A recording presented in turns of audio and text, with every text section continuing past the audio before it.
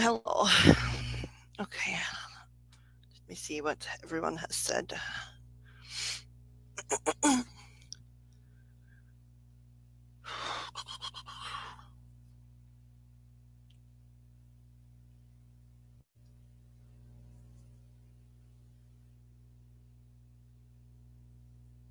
Oh, 5 newborn kittens.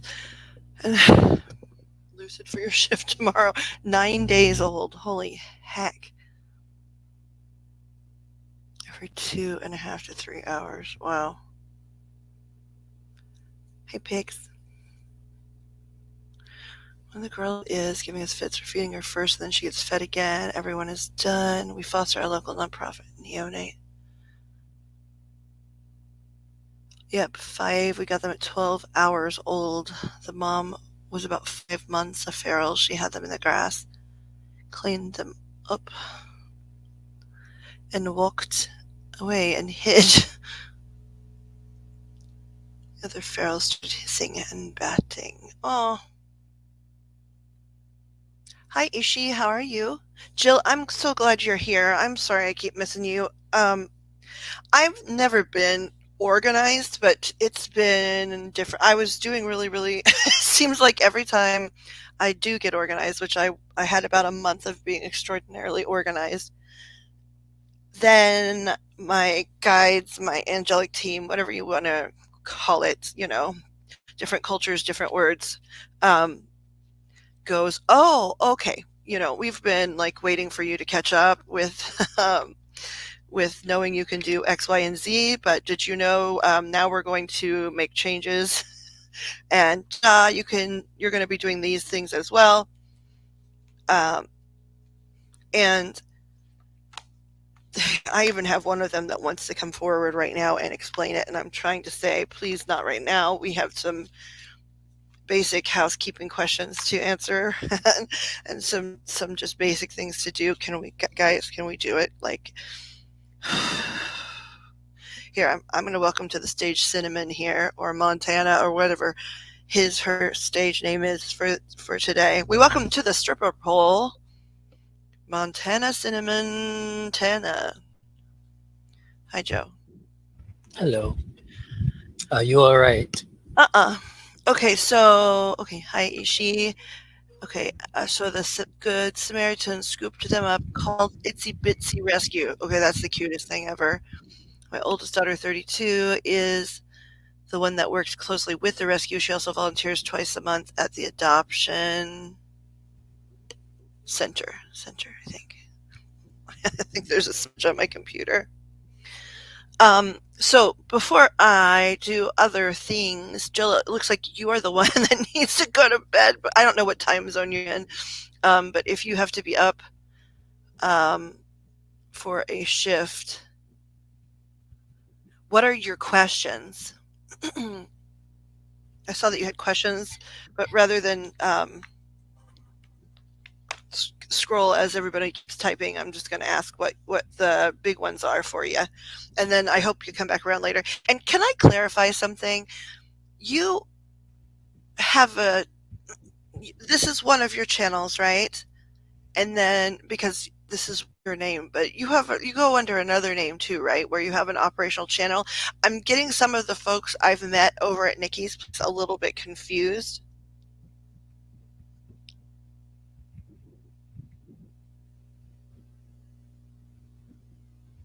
just because we're all getting to know each other, and everybody seems to have a couple of different screen names.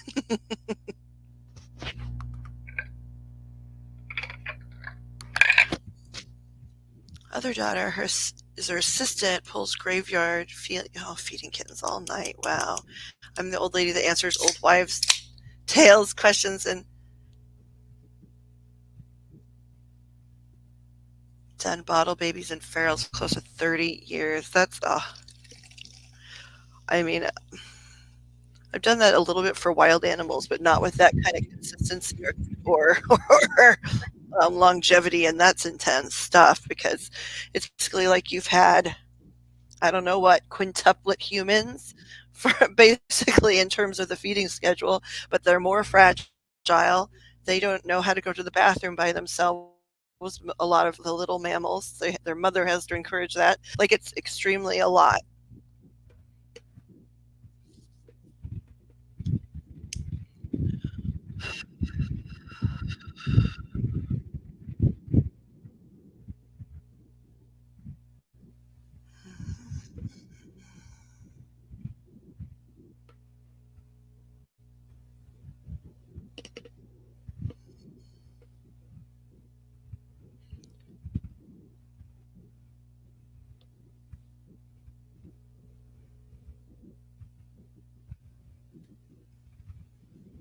How is everyone? As I'm waiting to hear some of the queries. Curious how this all works. Yes. Did wild animals? Oh, golly, I'm sorry for the loss of your friend. COVID. That's tough, tough stuff.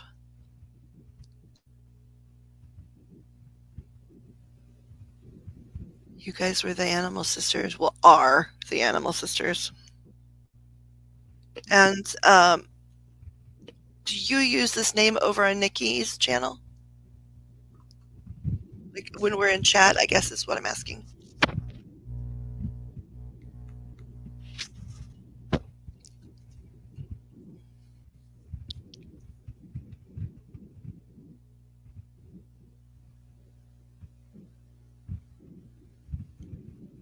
Okay. Okay. I remembered it, Jill, but I don't remember seeing the last name. I'm not really sure why. But it's good to see you again. And I know I know you messaged me on Discord just a little while ago because I sent you a message that said I just spent 10 minutes trying to figure out how to sign into my Discord because I could see I had a message from you. And then it was like just to get our cartoons to wave at each other. I was like, I need to talk to like a millennial or a Z and ask some questions about this because there's certain media that's not difficult for me and that one's confusing.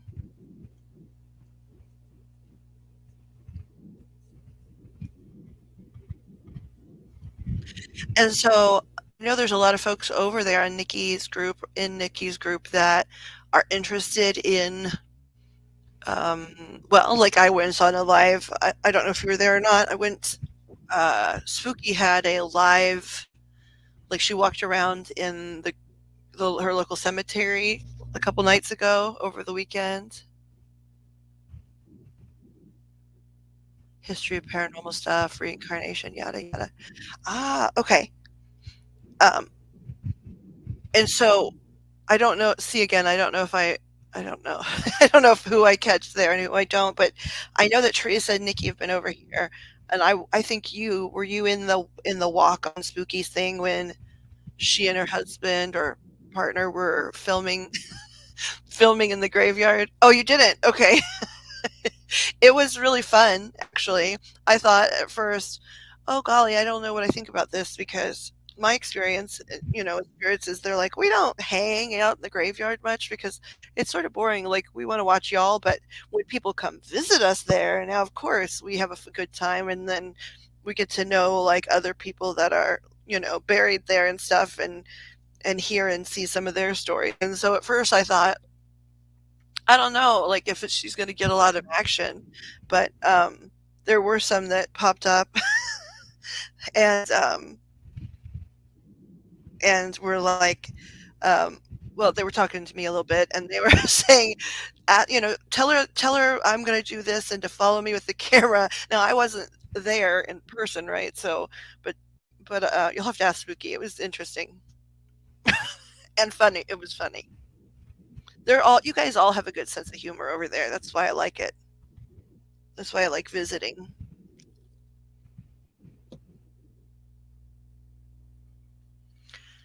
So there's a bunch of y'all though that are interested in ghost hunting and well, I mean, it seems like a very diverse group, right? Some seem to be like into the ones into going into like haunted spaces and joining like paranormal investigation things, and some seem to want to talk about like the spiritual aspects.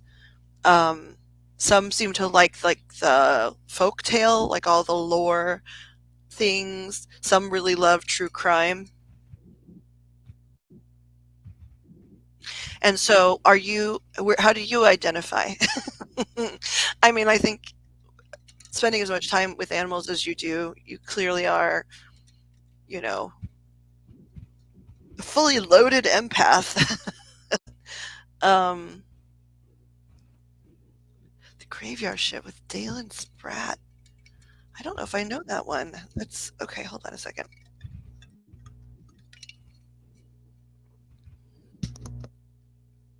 I apologize if my swallowing is extra swallowy. I'm caffeinating.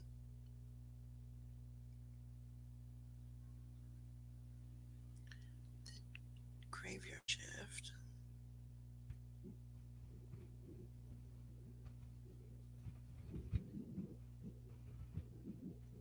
I wound up over on Nikki's channel because we have a nice lady that hangs out here all the time. Goes by Wolf. Different varieties, but Wolf is usually in the name. Um, and she was over there.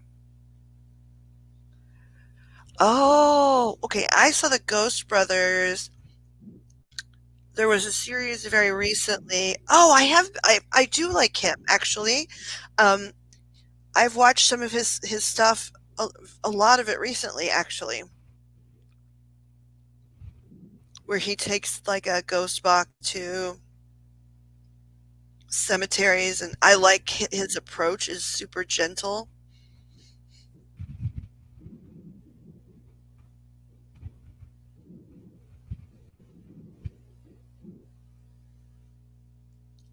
And so when I've only seen some like in the daytime. He'll go live in the daytime when he's walked into a cemetery, and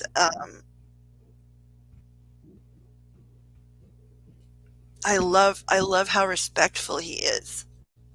He's extremely respectful.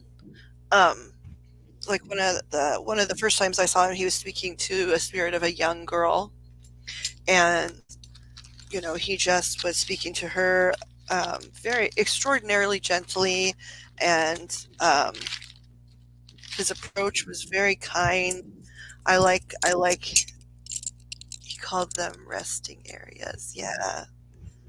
Yeah, he's at first I thought you might be talking about there's two brothers that I didn't know about till recently that Omar Gosh had on his thing. Omar Gosh, again, um, I sort of have been in a mediumship circle more than a ghost hunting circle for a while now, but um, Omar has a big channel, so probably everyone here knows who he is. But he recently did a series where he invited a lot of different people that do paranormal investigating on social media primarily, and had them go into these uh, noteworthy, spooky, haunted spaces alone. He was always connected with them via um, walkie-talkie or something, and nearby, but they would go in the building alone and film. And there was a pair of brothers. I think there's three of them actually, and two out of three of them agreed to do the project, and they weren't used to doing it alone and stuff. But Dalen's different. Let's see. Oh, the Foreman brothers. See, yeah, Angie knows. Yeah, Lynn is genuine. And I like very much, just because I have spent a lot of my life speaking to people who are not physical anymore, or who are currently not physical. I guess they're currently non-physical would be a good to put it. But I love that he speaks to them just like he's speaking to anyone else, because that's exactly who they are and how they are. And I don't know anything about him yet in terms of like autobiographically. I haven't seen anything yet that talks about, when he got interested in this, or how, or if how he identifies in terms of his abilities. But I like really enjoy his energy. And every time I've seen him go somewhere, he's been alone. Like, it's been in the middle of the day, and he's gone to spaces that um, I appreciate that too. I also appreciate that he doesn't ever add spooky music. Joe knows this. I think Joe feels it too. Um, when people that I mean, I don't love it in general, but when people who identify as having gifts, paranormal experiences and gifts in that area, they add all this spooky music to it, I get really upset and frustrated because they should know if they are being genuine more better than most people that what's happening isn't scary for the majority of the time, and that somebody's story, even though on the other side they think that the way they die sometimes is funny too. They're very amused by their modes of death and things, but it's almost like mockery when they put in all that spooky music and only want to talk to them about all the worst things that happened in their life because it's better for content, and it hurts my heart. Yeah, it's cheap and exploitative. That's right. That's right. If they did that to anybody in physical that just had a terrible experience, like this is like taking someone who just almost was unalived by some horrible monster, right? And underscoring it like it's a Freddy Krueger movie. That would be so distasteful and gross. And that's exactly what they're doing to the people that are in non-physical. Oh, has he? He hasn't said it because I wasn't sure. He didn't really say like, "Well, I can see someone over there." He just was like, "I think we'll move over here and put this recording device down." And I thought, I think he might see someone over there, but he doesn't seem to be saying it out loud yet. Which I get it. It's hard to um, sort of come out of that particular type of closet, the haunted closet.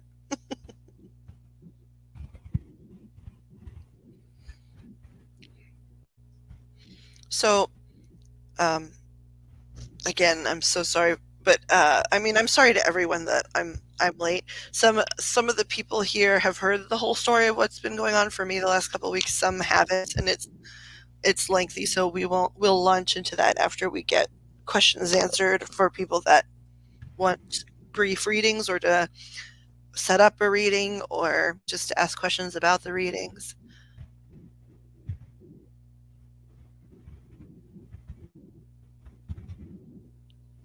Zach, I don't know. I don't know if I know him either because if he's exploitative, that's part of why I don't know their names, right? Because if I've seen their channel, I watch it like once and then I go, mm.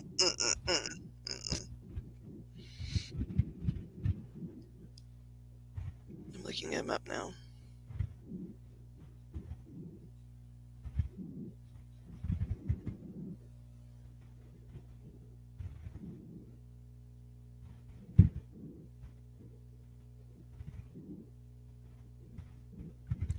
Huh. I just put that name in on YouTube, and what comes up first is like his name, and things like he has been exposed. Um,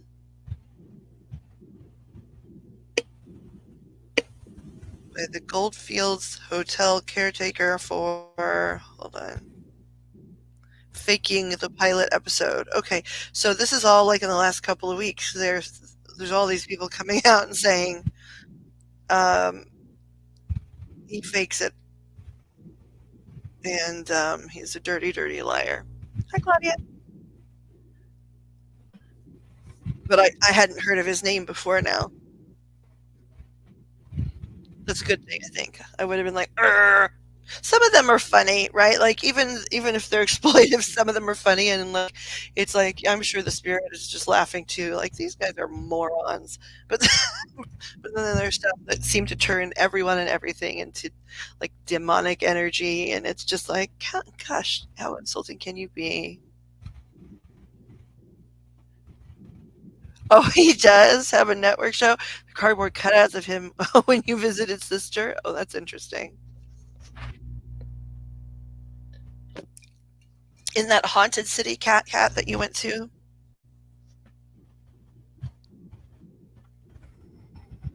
We still need a story time from there, actually, because I'm sure you saw or felt a lot of stuff.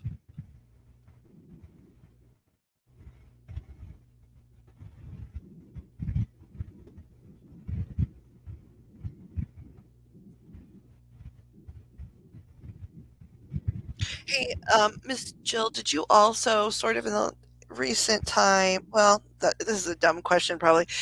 I was feeling a certain energy of cat, one specific cat, but it's really a dumb question to ask somebody who has all these neonatal kittens if you very recently lost a cat. But I had a cat coming through, so I think it's got to be, a cat that um, I'd say they crossed over sometime in the last 8 or 9 months, and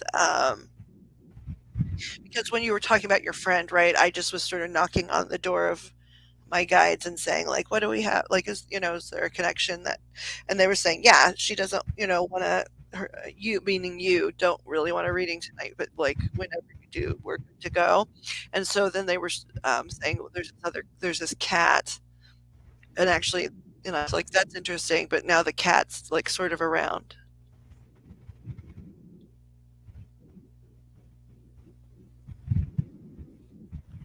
Oh, he was supposed to help people? Oh, that's ickier than clear this energy out of your home, but put you on blast in public and make you feel horrifyingly bad in remembering all of the terrible things you've experienced.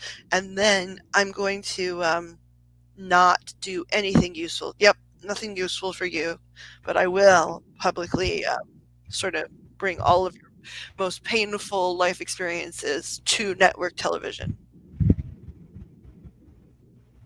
Hugs. Urgh.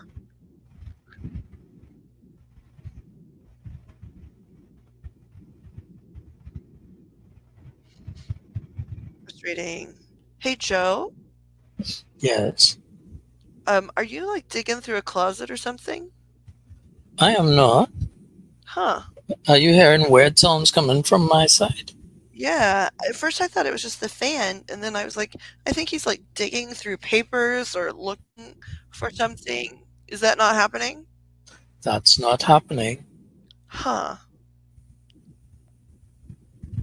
Okay, I'm going to move my fan. Maybe it's you're hearing like something rustling in the breeze or something. So I'm just going to shift it and tell me if you hear anything differently. Okie dokie artichoke. I don't want you to do that if you're hot, though. I just was No, trying to no, figure out. it's fine. Are you still hearing it? No, it's like lovely, lovely silent now. But I don't want you to get hot either. No, no, I'm fine. It's not one of those sweltering days or nights. Kat just sent me an image, a photograph of that Ghost Adventure person from at the Millionaire Club in Virginia. Looks like he signed it as well. Classy. Okay, back to chat here. Let's see. Old Zach thinks he's the king of paranormal. He's very cocky. Okay. We met because of our cats. I had a stray cat that lived out front for 15 years. When he was passing, he come inside and stayed on my lap for 3 days. He literally put his face in mine.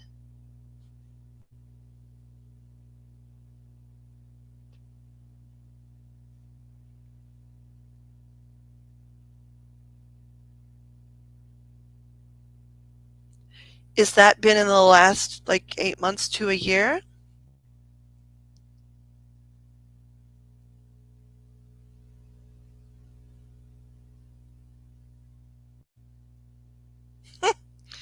I was trying to set an alarm for my medication, so I had my phone in my hands, but I was multitasking, so I closed my eyes to ask, like, "Hey, guides, am I tapping into the right animal here? Is that who we're talking about?" And they literally said, "Put your phone down. Put your phone down first." It's like, okay, well then let me set my Set my med alarm.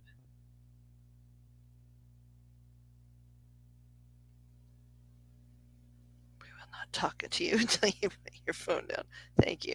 Thank you very much.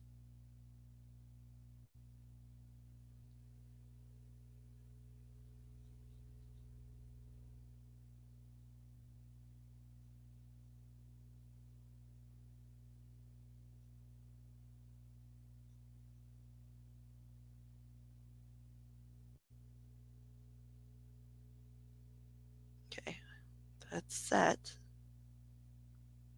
Well, let's see if we can set it and forget it.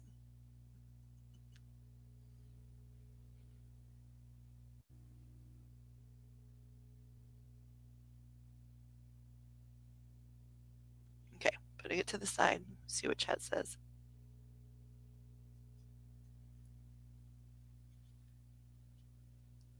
His cat wouldn't let anyone touch him.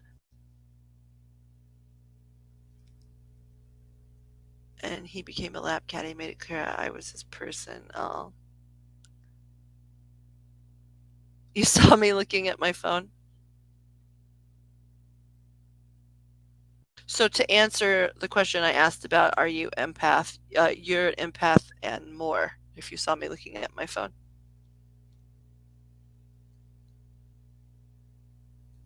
you saw pics of him today.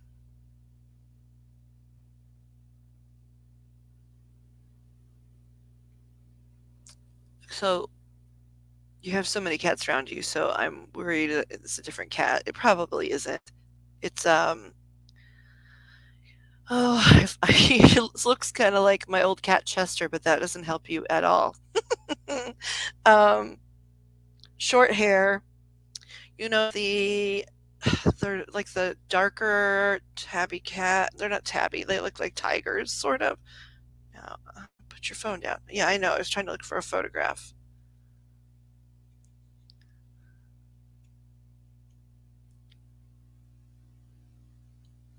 I'm not sure what to call this type of cat, but short haired, and they're sort of tiger stripe. A combination of sort of stripy texture and um, there's a pattern.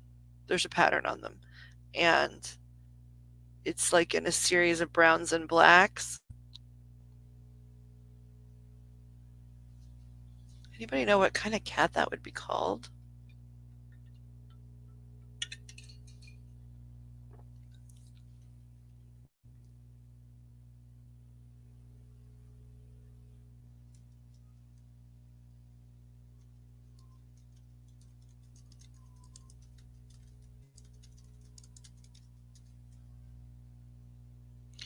Okay, I'm looking at them now. I entered tiger striped brown cats. Tabby cat, also known as gray tiger or simply tabby. To me, they don't look necessarily gray, but okay. But yeah, they're called tabbies. They fall under that category. That's who I'm seeing.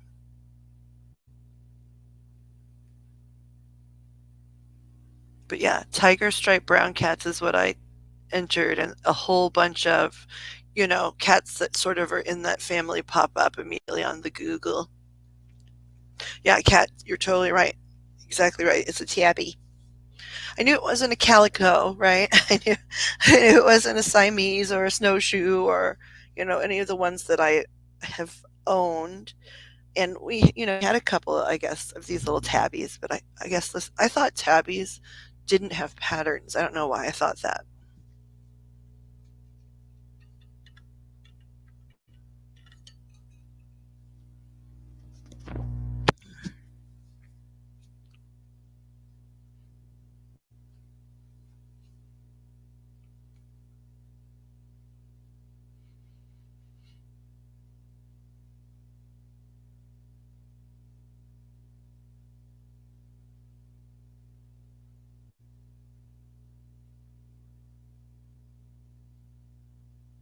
And he keeps like, um, doing this thing where he reaches up and sort of taps his nose against your nose. He doesn't like do like the whole full on face rubbing thing. At least he hasn't yet. It's just been like boop, like nose tapping, tapping you with his nose, and then that's all I've seen so far.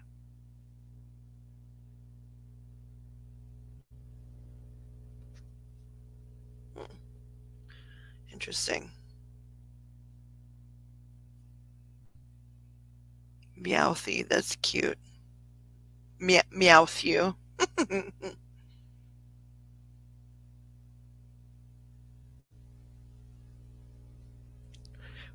Was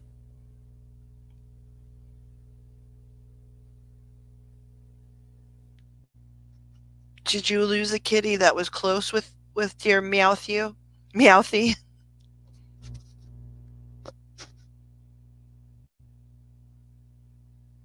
Because like for example with Cat's cat, at first I thought that we were talking about her other cat who has three legs. So I thought that, that was distinct enough, right?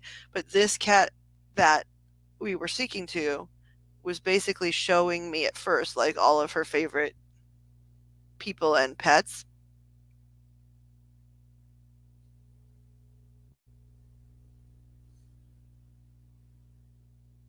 But this would be somebody that was really close with Meowthy. It couldn't have been anything like that. Like just in passing.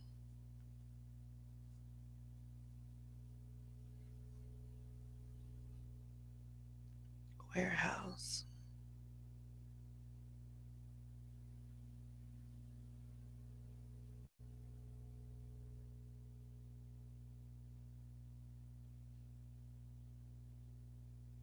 Antique red rocker. That sounds. I like brightly colored things. That sounds fun. Who came with your antiques? Who came? Did you get someone? I stopped buying antiques a long time ago because of all the people that came into my house. Probably now it wouldn't bother me so much, but in my late teens and 20s, it was like, you guys, I just want to sleep through the night. I don't want to talk to the lady that came with my bed that I got at like at a estate sale, and I don't want to talk to the lady that came with the chair. I just want to sleep.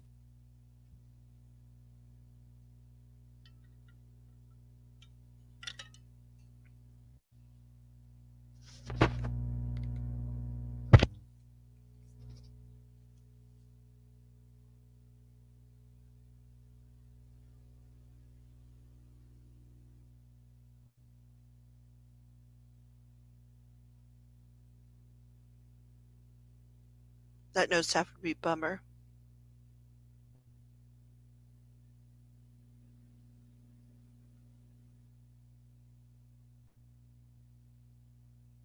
I mean, that makes sense. It absolutely makes sense to me in terms of a pet owner because I have a house. I'm not like you, like I don't have all those babies, but um, I have three cats, three dogs, two birds, and anything outside that gets broken that needs help comes in for a while. But so I know what you mean in terms of like, love, the love of a pet. But generally speaking, if I'm talking to someone's crossed relatives, be they a quadruped or docipede, um, usually people want some confirmation about who I'm looking at. But I agree with you in terms of the love factor. It doesn't matter what they look like. Sometimes it doesn't even matter what they smell like or what they drag through your house. If those things don't matter, how they look certainly doesn't matter.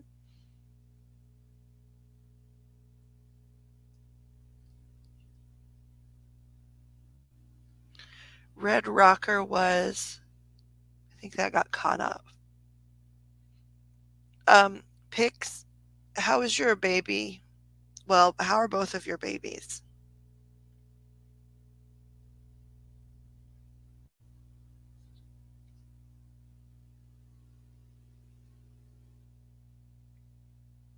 Great grandmamas. Okay, so like that's the thing here. It will come maybe with somebody, but somebody you know, and she'd be at your house anyway. Stuffed rocker, those are so comfy.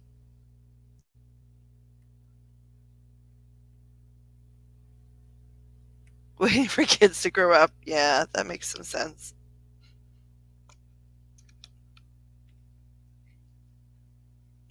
Now the cats will get at it. They are both better. That's good. I know that they presented as very differently, but I cannot shake the feeling that their situations are connected health wise.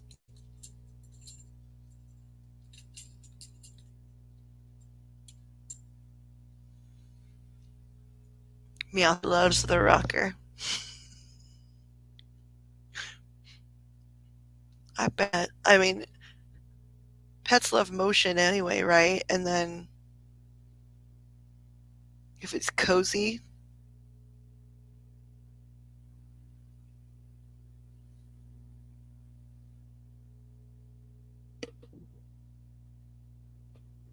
how did the cat come to be named Bummer just out of curiosity? Was he like Eeyore? He'd come in the room and he's like, "Hi."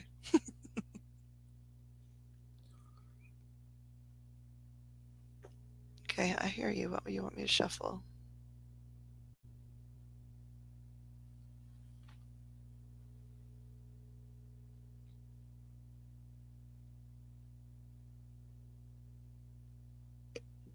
Claudia, if you're here, by the way, tell everybody about those rings.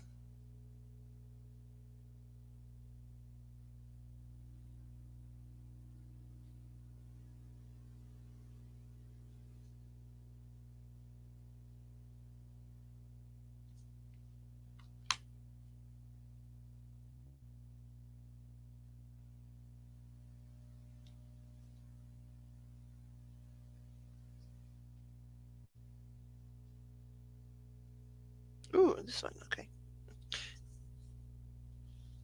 I was like, I'm not figuring out which deck it is. Oh, never mind.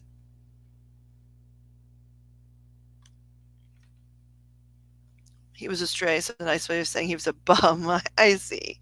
Okay, that's better. That's way better than him being like, "Hi guys, it's me. I'm here." Crappy cough for weak, steroids, antibiotic, and she the teach. Did she get it from the school? L'école.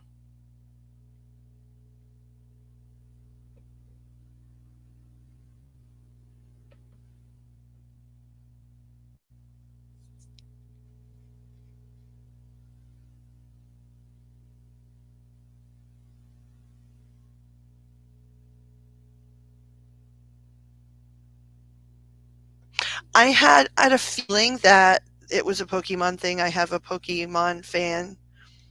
He seems to be. I don't know if we're shifting out of that or if it's just going to make the rounds again later. I think that's more likely that we're just how things go cyclical in terms of like their favorites. But yeah, I kind of made an assumption that it was Pokemon. Cat, of course, it's the teacher. She can't catch a freaking break, right? Poor lady. Is she better? Like, is there any improvements? And what are they calling it, by the way? Just out of curiosity.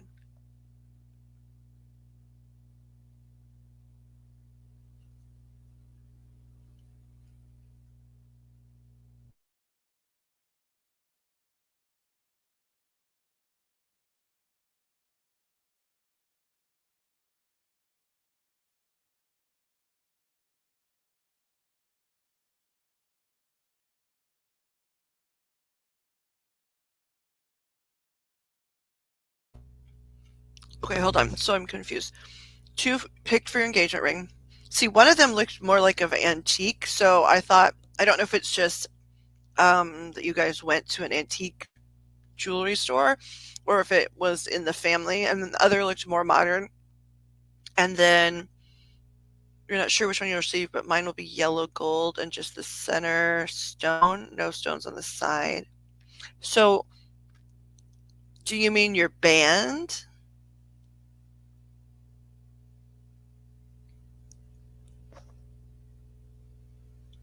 That's interesting because it's crazy because that one of them,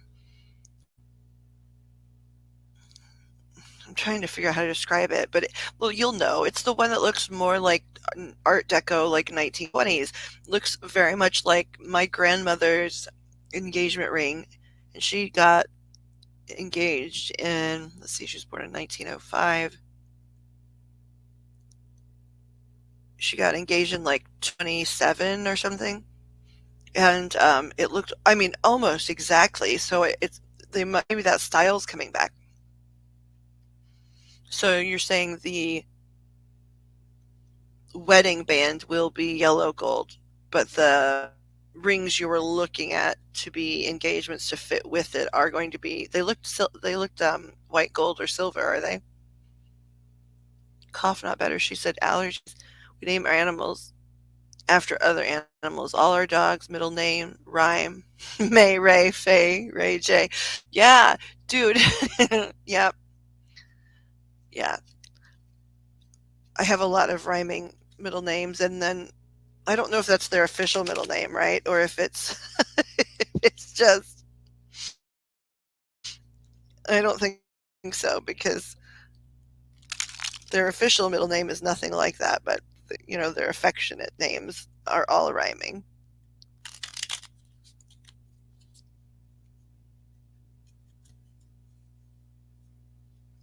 How did he ask, by the way? Because it was in the middle of me having a lot going on spiritually, and so I just was like, if that means what I think it means, congratulations. But I don't think anybody's heard how it happened. Or maybe everybody has, and I just need to get the net.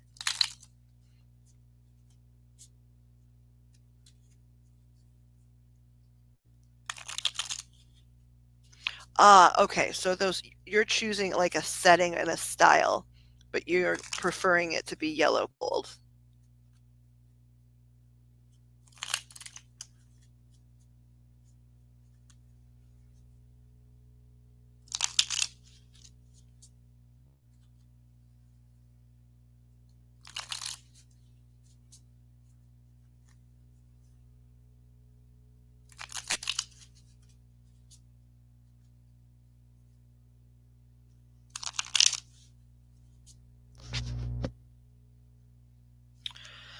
Okay, so he hasn't asked. He's just prepping, huh? He's doing that thing where it's like, I respectfully would like you to have input on your ring because I don't want to buy you something that you're going to wear for a long time that you don't like, but that's all you get to know.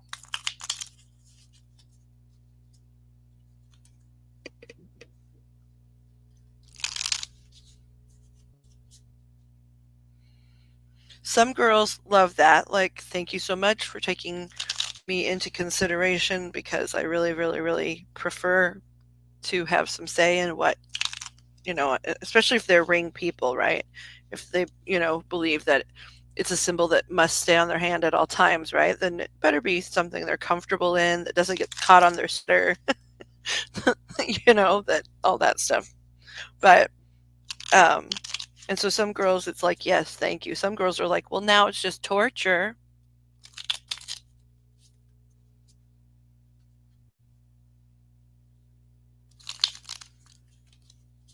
Yeah. So you have a dress for the Christmas dance, and are you saying you think that that's when he might ask you? My mother-in-law took those little diamonds and made baby rings for the two oldest granddaughters when they were like a year old. Oh, that's very sweet.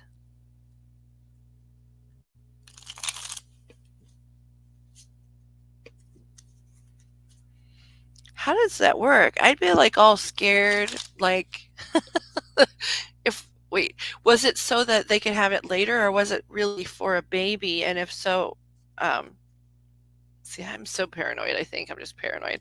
I'd be like, they're gonna swallow it. I'm a walking phobia.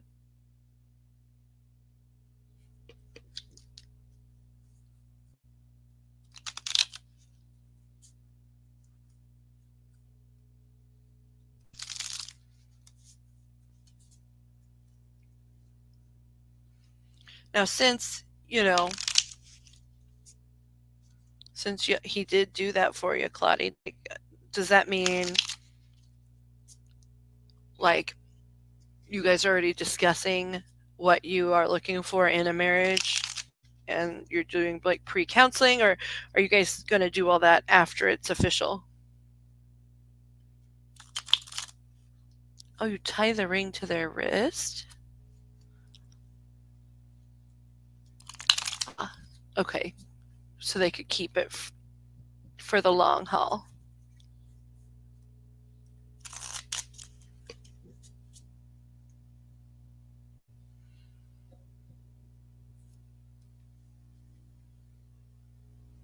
I mean, that's so great to have that piece of, family legacy put aside from an early age, right? And to know who it came from and whose energy it held, all of that stuff. That's nice and lovely thing to do. I'm sometimes scared to wear my grandmother's jewelry because I don't. One piece really early on after she passed got lost at work, I think taken. But um, so any other piece that was more important to me, it carries her energy, still. I don't want it to go anywhere. So I only like wear them at home. Well, I'm only ever home now anyway, but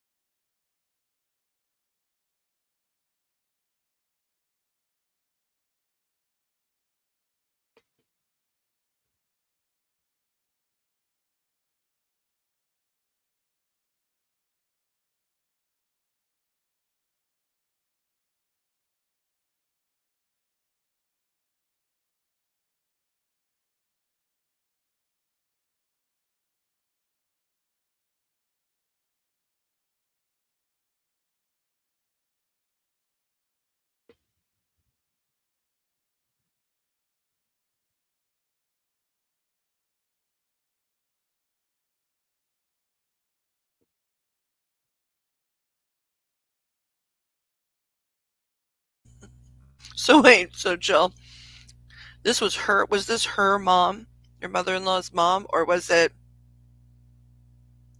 her mother? Was it your mother-in-law's mother-in-law that did that, or was it her mama?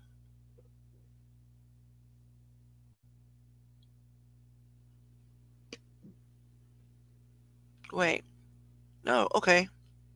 No, your mother-in-law took those little diamonds. Okay, I thought it was their great grandma.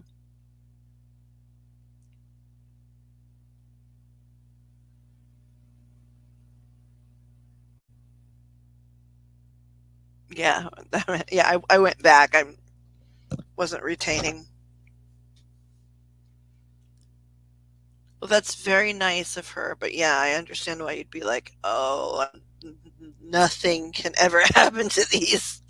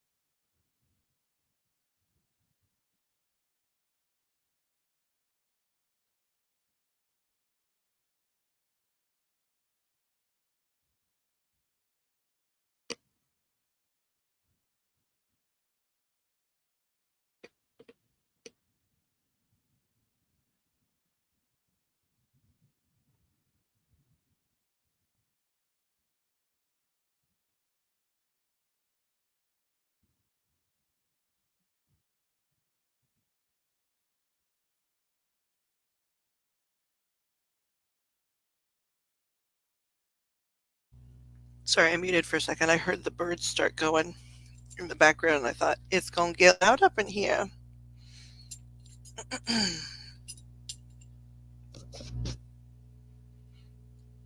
Claudia, did you choose for your dress? One of the last times that we were all like well and in the same place, we wound up shoe shopping.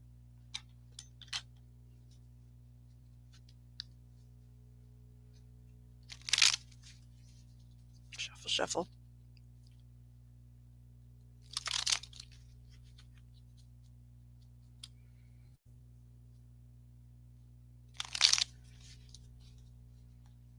No, no shoes yet. We've lost a lot of people. My husband's lost all his parents and his brother, who was extraordinarily. Oh, lost my mom, so we have plans for sentimental things for weddings. That's so good. I'm so glad that you're able to include.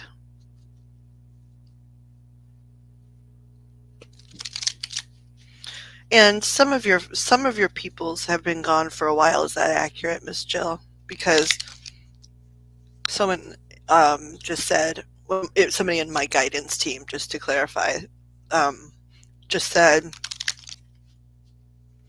it's nice to get comfortable with the knowing that your family's still around, but have enough time in between some of the losses. I understand.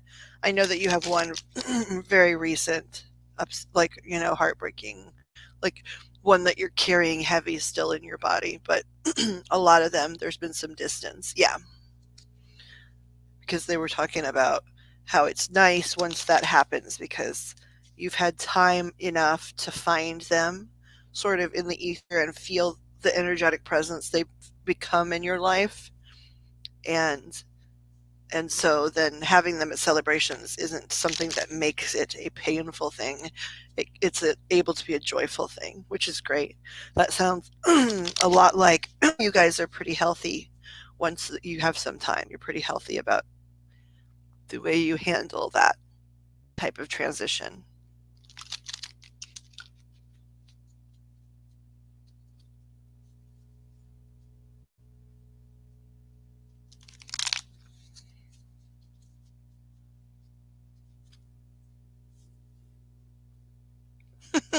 Your friend just says, she called you friend, by the way. She didn't say my friend. She said, well, friend knows when I'm around some of the time because friend knows the cats get weird.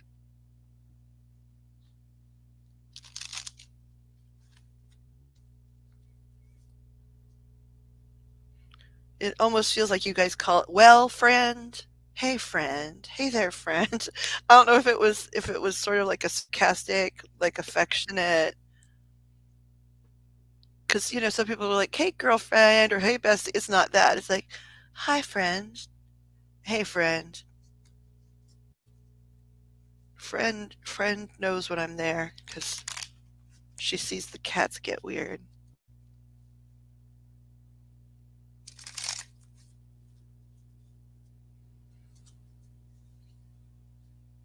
Apparently, one cat in particular makes some faces. She's like, one of them makes faces that cats shouldn't make.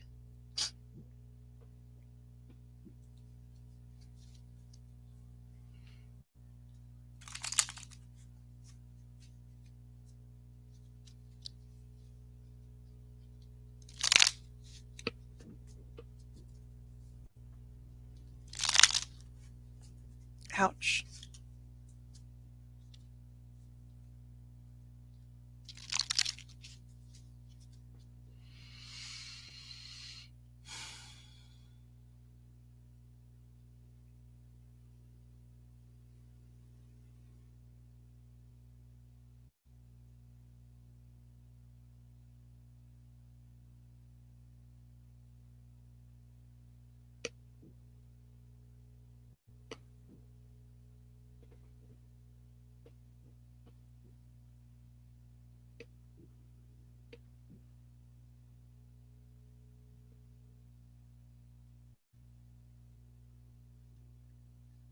So your history paranormal stuff includes, you were talking about reincarnation. Pixie, I think you're wearing your Angie name tag today. Um, she's very much wanting us to start covering some reincarnation on the channel here. Um, are you talking about pre-life memories or past life memories? I'm nosy, but I want to know. I know some of these answers about some of the other folks here because they've been around here for a while. Feels like it's almost kitty cat feeding time again too, huh?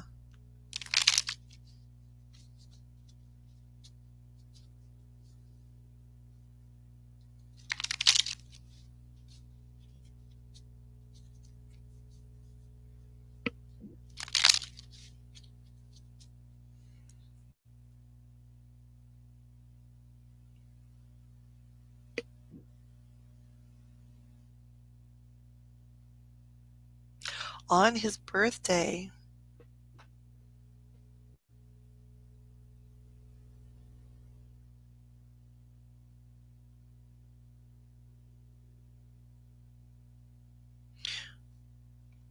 So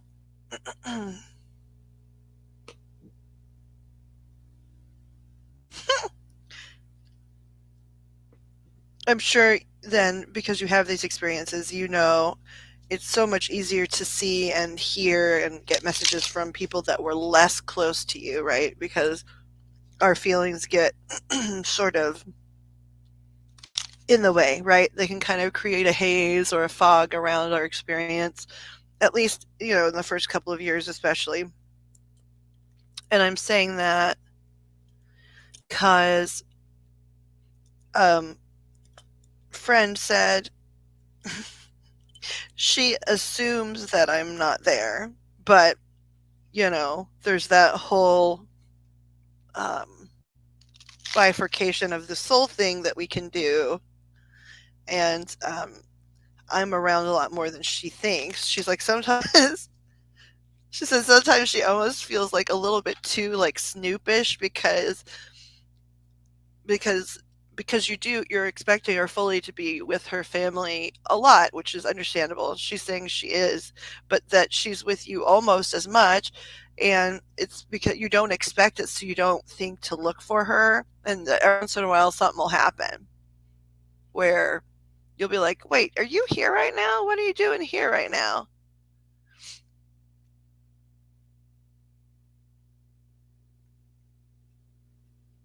And honestly,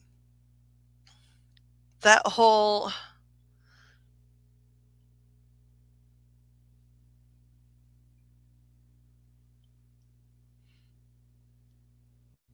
um and bifurcation is the only word I can ever think of to use, but it's not just two places. You know what I mean? It's multification, multifurcation. Um, but at least bifurcation of the soul is something that they at least talk about, in meditative circles and stuff. So it's something that people that are into metaphysics and stuff are familiar with. It's something that I can use. And I think people that talk to the dead a lot, like, we're aware that they have such a, they're looking at us from such a different perspective that they can see a lot more of what's going on in the world at once than we can imagine. And I sort of understood that to a certain degree. And then I had a friend that passed a few years ago, and he was like, okay, it's time to work on this, like, multiple, like, teaching you about exactly how many places we can be participating in at one given time, at any given time. And so I don't know why. I am assuming it was an assignment or something for him, because I just can't imagine Chris being like, you know what I think I'd like to do today? Go down and help her realize how many places I am at once. So I think it was something that they asked him to educate me on. Um, Yeah, she's around. If you're saying "oh really" about her being around, she is around a lot more often, and than you think. And she was saying she sort of feels like Sneaky Pete. I don't know who Sneaky Pete is, or if that's just like a colloquialism in some places about being sneaky, right? But she feels like a Sneaky Pete sometimes because she knows there have been times that you have seen her or at least felt her very strongly. But then there's a lot of times she's there. She's like, yeah, she says she sometimes she like gets a kick out of it. She plays super spies. Like I'm hearing like Mission Impossible music, like dun dun dun dun dun. Like she's like, well, at least I'm having fun with it because I'm playing Mission Impossible. When it's like, shit, you don't know I'm here. She's like, it's kind of a fun thing a lot of the time to be like shuffling off to Buffalo right in front of your friend. Your dad used to say Sneaky Pete. I wonder if we're having overlappers. Um, it's entirely possible with the sort of shift and downloads I've had going on the last couple of weeks. That I mean, we all know ghosts. They sort of over do some overlapping experience sharing anyway, but um, I think they're going to send me more to juggle at any given time. So I'm curious now.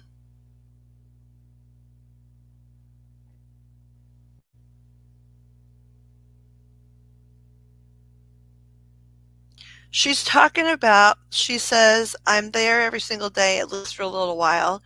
She said, watch the cats, especially the weirdest one. Now, when she says the weirdest one, do you know exactly who she's talking about?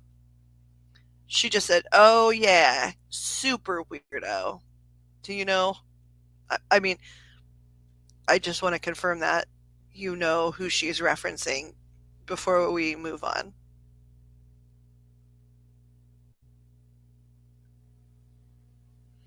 And a dog. Do you currently have dogs? And a dog. But she's saying a dog. So you either have one dog or there's one dog that's going to always be very aware that she's there and excited. She said, oh, so excited.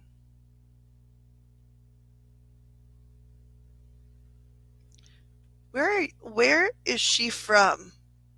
Like I don't need like a city, but like there's an accent and I'm trying to pick it up.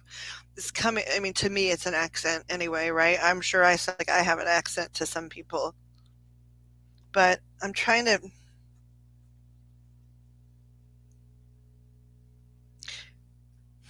It feels like it feels maybe a little southern, but I'm not sure because it's like faster talking than most southerners.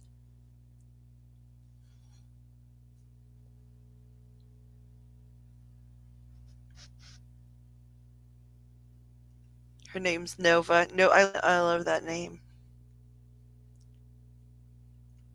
My brain just cycled. My ADD brain just literally cycled through like 8 different uses of the word Nova. It's like champagne supernova. Next time on Nova on PBS, like it just went in nuts with Nova.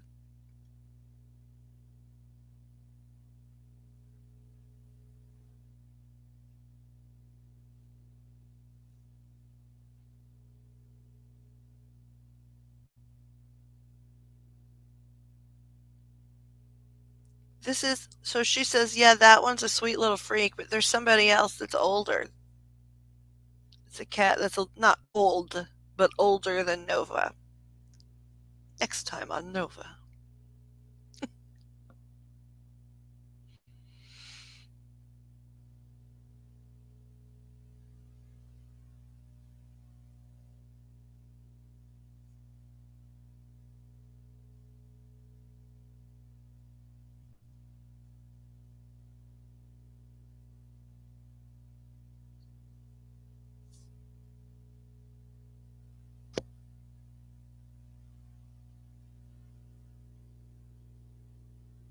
I'm really, I got a potty mouth, so this is not me saying anything like judgy. Um,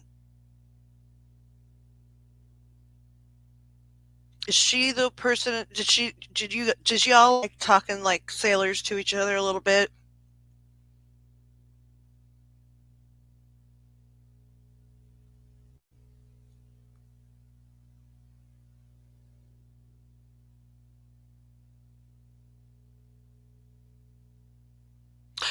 Ooh, yeah, I love Noveline Nation. That's so a good point, Kat. I like that show, that movie. Noveline Nation.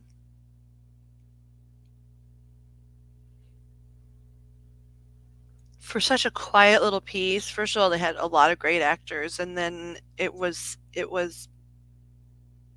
well done for the, I don't think it, I think they had a hard time probably figuring out how to hype it, right? Because it was sort of a slice of life type piece, but it sure was well done.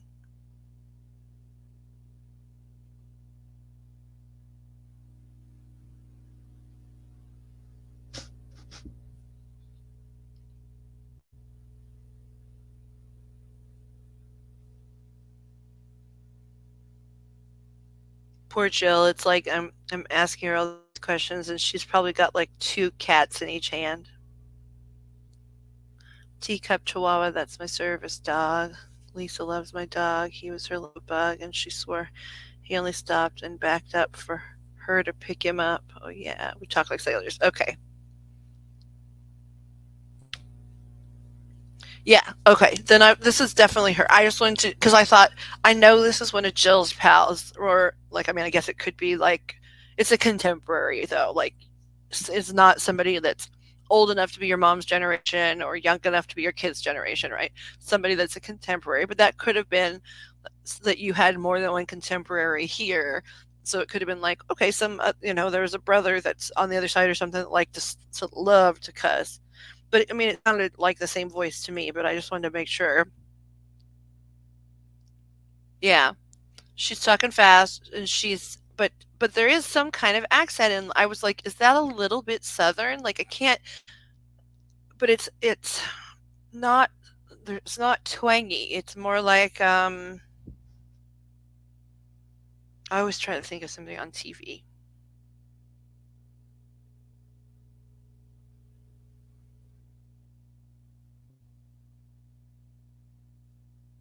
Mm,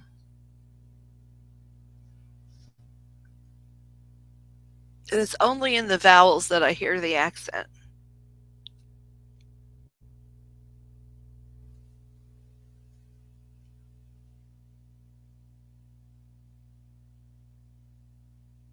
You mean like slurring your words?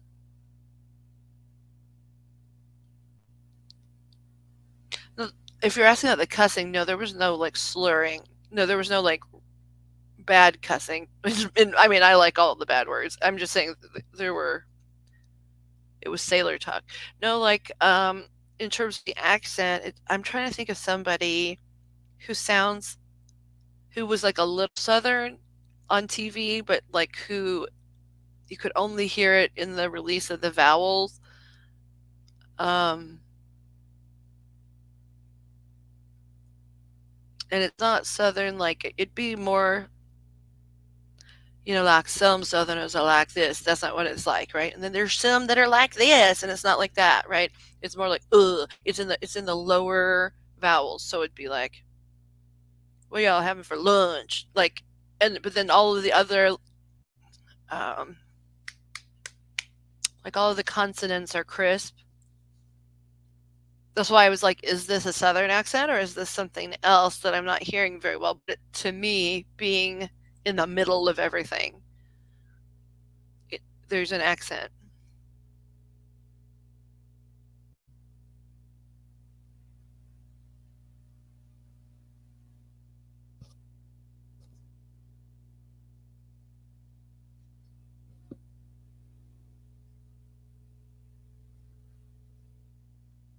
I keep thinking of this.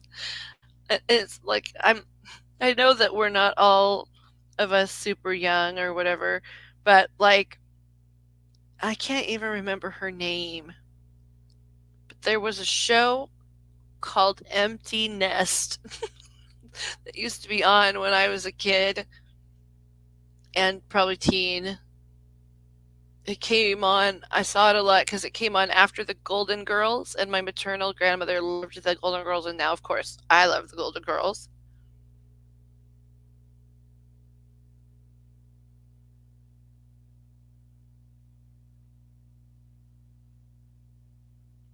Northern California accent. Well, let's see. Like, I'm thinking about the like when you think about the Californians, like the like let's see, hold on. Northern California accent. Hold on one second. Okay, baby girl. Um, I love you. I'm sorry all that stressful stuff's going on.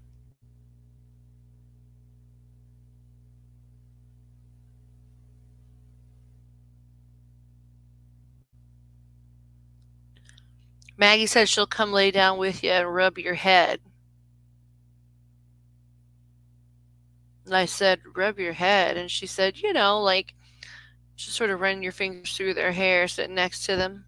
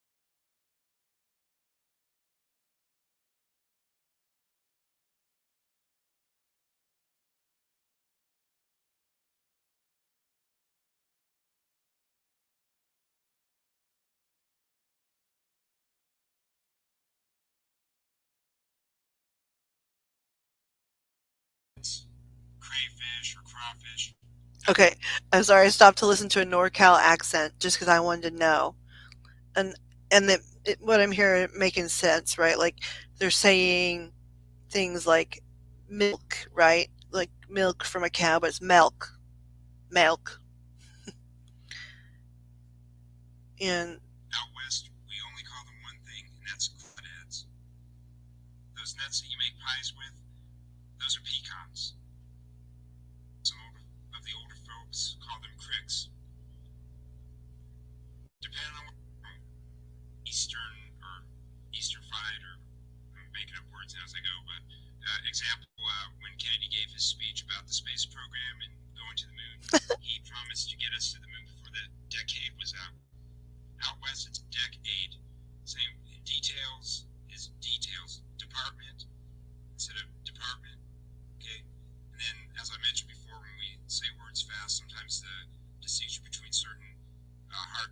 yeah, yep, yeah, and the T's are gone too. Gravity instead of gravity.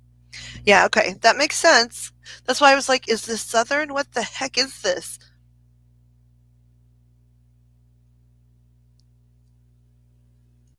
New York accent. They say speech therapy. That sucks. This in my records, and my dad thought it was cute that his California baby had an NY accent. Did you like, where in NY? Like, are you talking about Brooklyn? I'm in the middle. I'm CST, baby. I'm dead smack in the middle.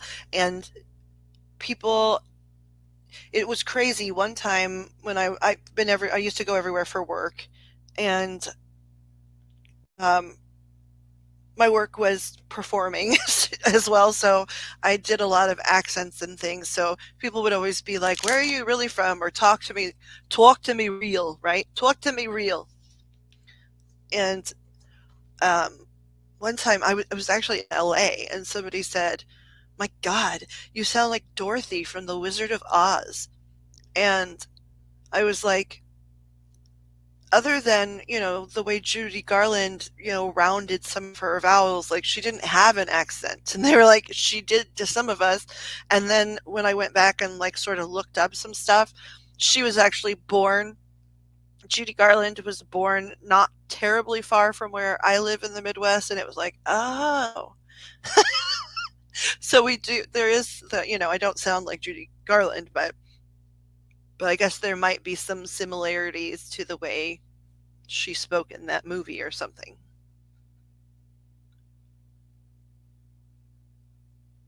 Folks are from upstate.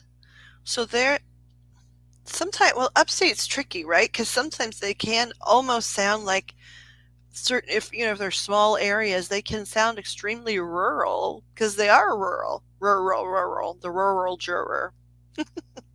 Sorry, that's from, um, Tina Fey's darn show, 30 Rock, the rural juror.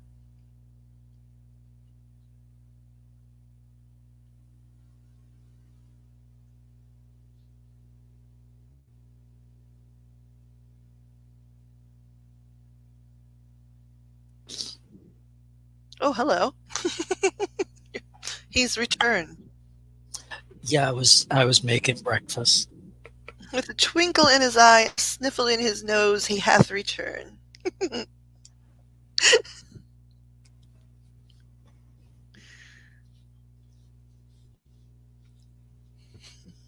Of course, I don't have an accent. Yeah, no accent for the Caribbean amphibian. None at all. Nope.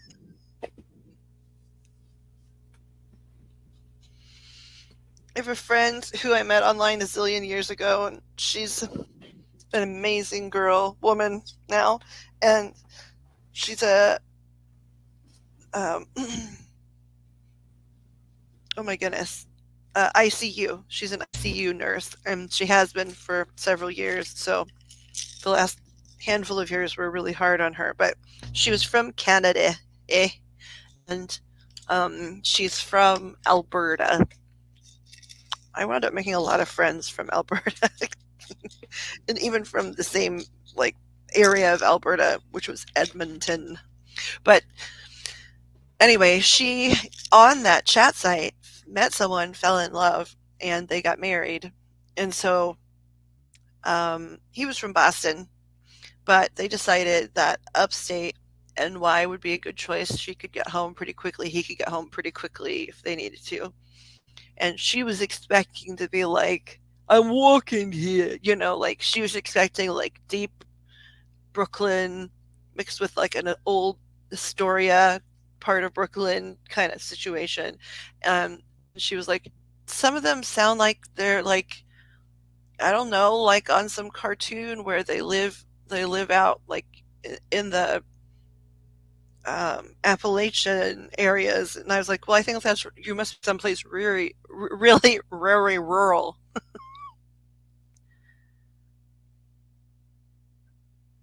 It's interesting. My kids say words from my parents' and grandparents' childhood, like Hamburg, like hamburger, or do you mean like Hamburg, Germany?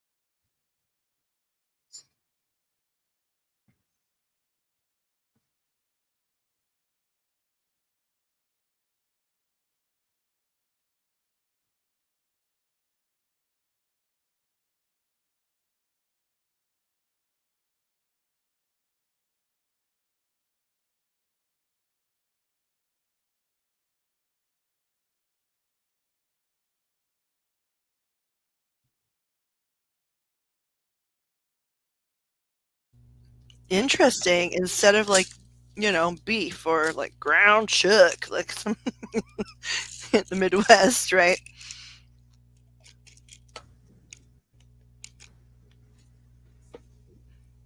You need to go to the store and get some hamburg so we can make some hamburgers. Hamburger.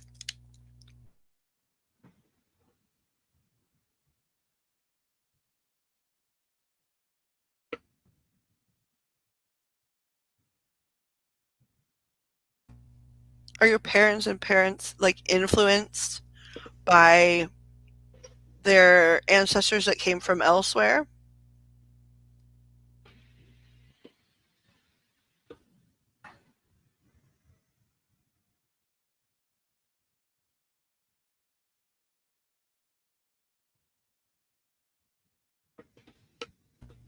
Yeah, here too, Kat. You and I mean, like, you're farther north, but we still are sort of in the stripy range of the Bible Belt, the both of us, and in, I think, technically places, considered to be the mid. A lot of times they say Midwest, and a lot of the states in the quote Midwest are pretty far east. Consider they're called the Midwest. They just need to call it. I mean, originally it's still it was West. It was where the wagon trains ended before they started the new trails. But you know, times changed, and calling someone that far east from the Midwest is weird a little bit directionally speaking. Hamburg. See, that almost seems like Nordic or Germanic. Hamburg for my hamburger. Yeah, Hamburg sounds like a verb and hamburger a noun. Or like a city in Germany, Hamburg.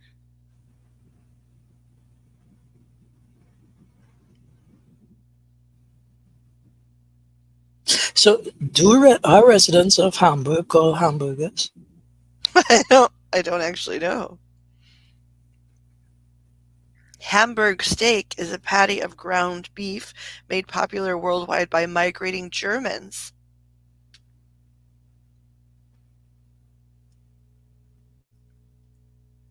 Hamburg steak, patty of ground beef made popular worldwide by migrating Germans. Hamburg beef. Somebody else asked, is ground beef called Hamburg? Hamburg is the city in Germany that pioneered in Europe minced beef eaten raw. Okay. So hamburger is a person or quote thing from that city. Hamburger is also the name of a sandwich. This is the answer that Cora provided someone.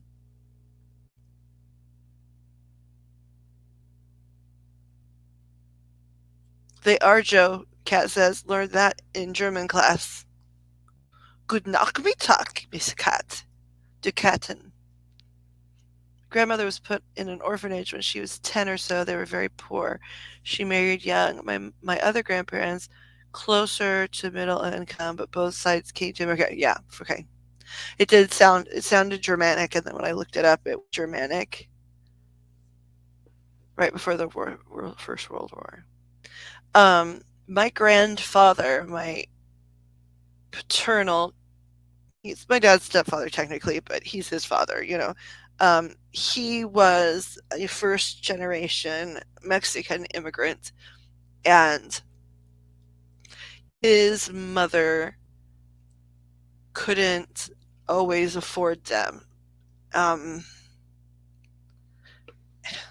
I've always been confused by his dad because his dad was still around when I was little, and they treated him like some sort of god, like just, but he disappeared from the family and did nothing, right? But he still was revered. I'm not sure what the story was there, but regardless, she was left alone with many, many children. So the nuns would at the orphanage would take kids that had parents, right, that needed help.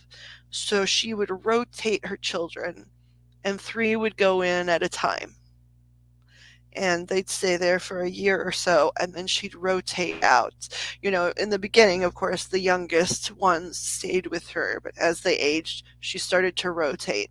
And so they'd do a year or so with mom, a year or so without mom, which, I mean, she was allowed to visit and things, but I think that still must have been very difficult. I'm, yeah, okay. My grandfather just inserted himself and said it was much more pleasant than starving. Yes, I understand, Grandpa. I wasn't being critical.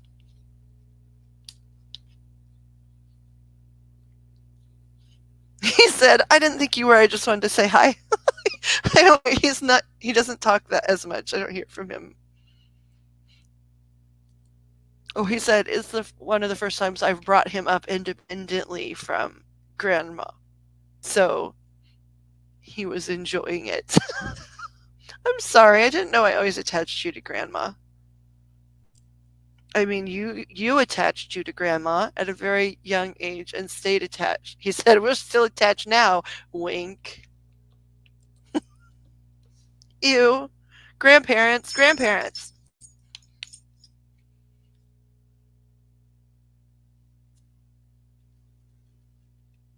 We decided we live along 70. They do call us the Ohio Midwest. That's see, you guys are so far east to be west.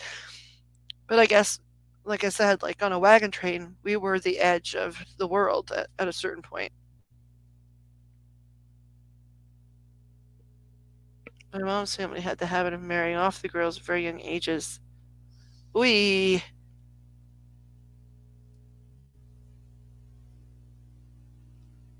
how young, y'all? I mean, uh, on my dad's side, my dad's mama, she got her mom remarried. Basically, what happened? She she and her sister and her mom lived together, and her dad had like never lived there really, but her mom finally remarried, and my grandmother was mad. So she wanted to get out of the house. So at 14, she married a nearly 40-year-old man and had my dad.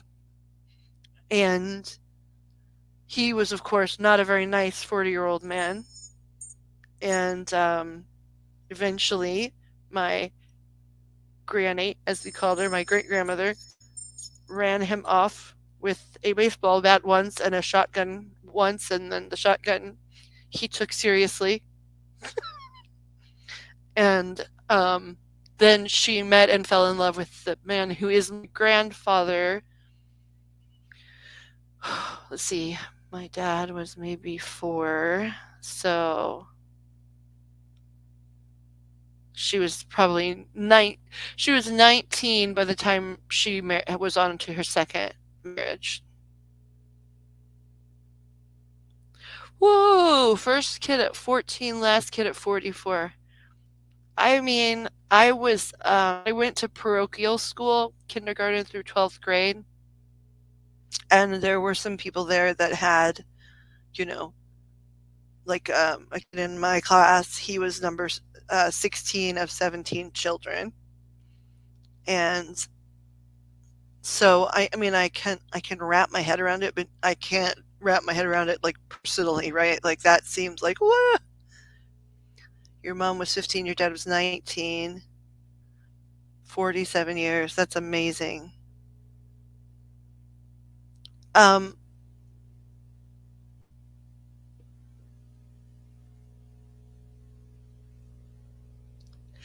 did they you said marrying them off. Did they choose each other? It seems like based on the energy, the way you talk about it, they were in love.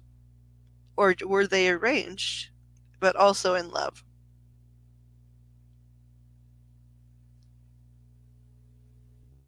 16 for yours, Kat. Are the grandparents I know, they love each other so much. Yeah, it's the grandparents I know. They said, yeah.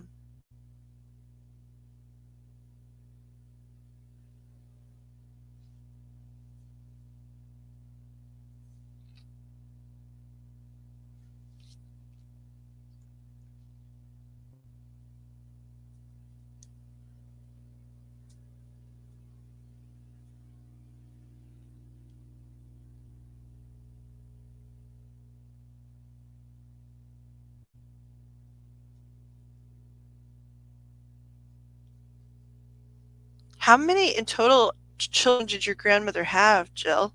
First at 14, last at 44. Like, was she like one a year, or was she, did they like allow her body to heal in between?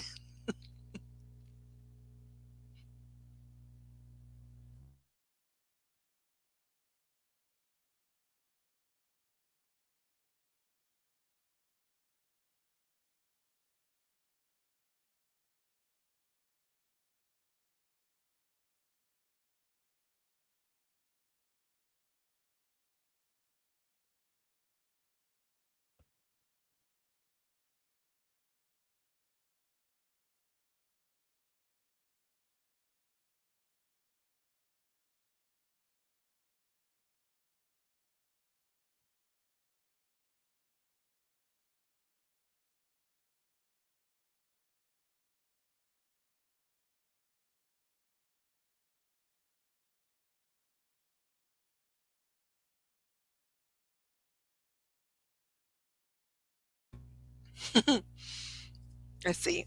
That they chose each other. That's nice that they got to choose each other, especially if they had family that were like, okay, you're getting up there, you know. You're almost to the right age of having a driver's license. Like, you need to be getting on with it.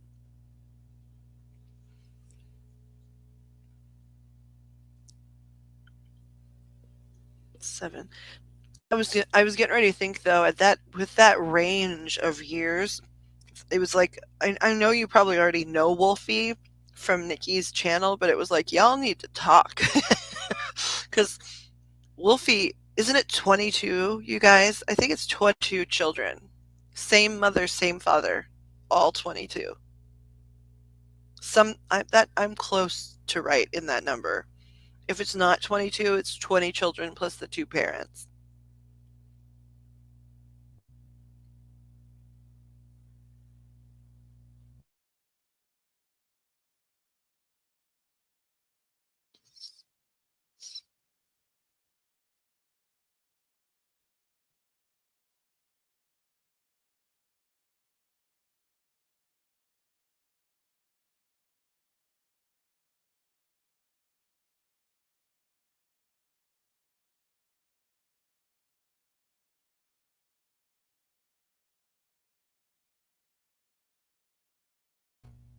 So your mama was on the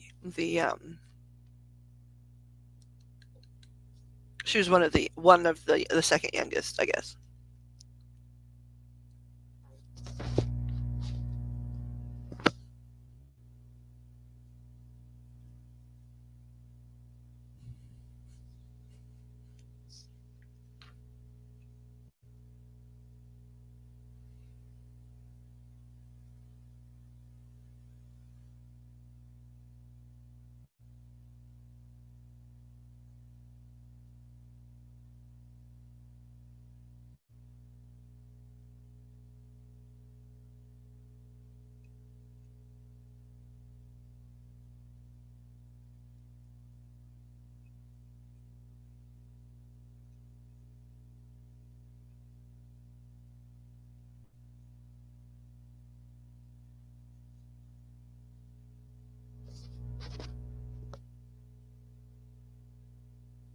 Yeah, something in the 20s. Yeah, I've been starting late. It's because right now, like right before I came in here, one, that new thing I've got going on, the whole Abraham Hicksian thing, like that's the only way I know how to reference it at the moment. Um, I had them around, which they're around right now, but like I was sort of like, hey, I haven't talked about any of that yet in public, and um, I don't really, if it's prefer, if I can, I would rather that we get a chance to chat about it. And then also, I had just completed another learning class, like, and had, um, and was getting a copy of my transcript, and that went all awry.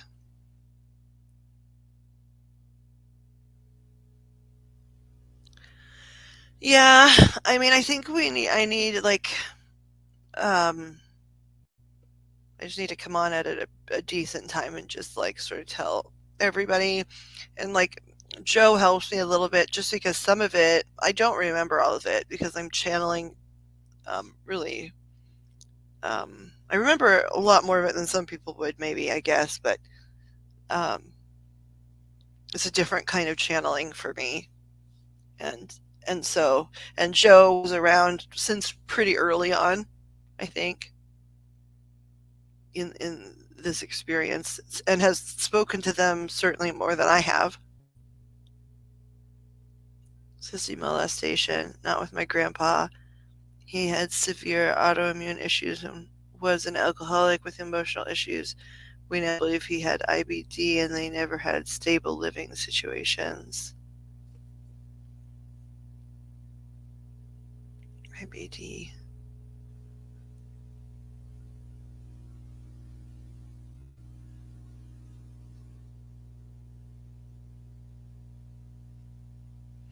Is that just this, like the disease version of IBS?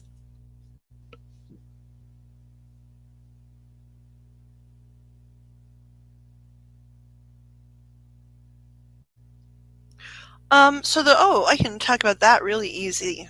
The Reiki stuff. So the Reiki stuff, um, you know, it is prompted by this other stuff I have going on, like the energy behind getting certified and all kinds of things. Like I just did, like I'm working on getting a couple tarot certifications. I don't know that I necessarily need them. Like I read plenty, but just wanting to make sure I'm well rounded, um, and that I'm taking all perspectives, or at least more perspectives, into consideration when I do things. Right. So, like I just got um, a couple types of tarot certified, and I'm just going to complete that series, um, just to have it right.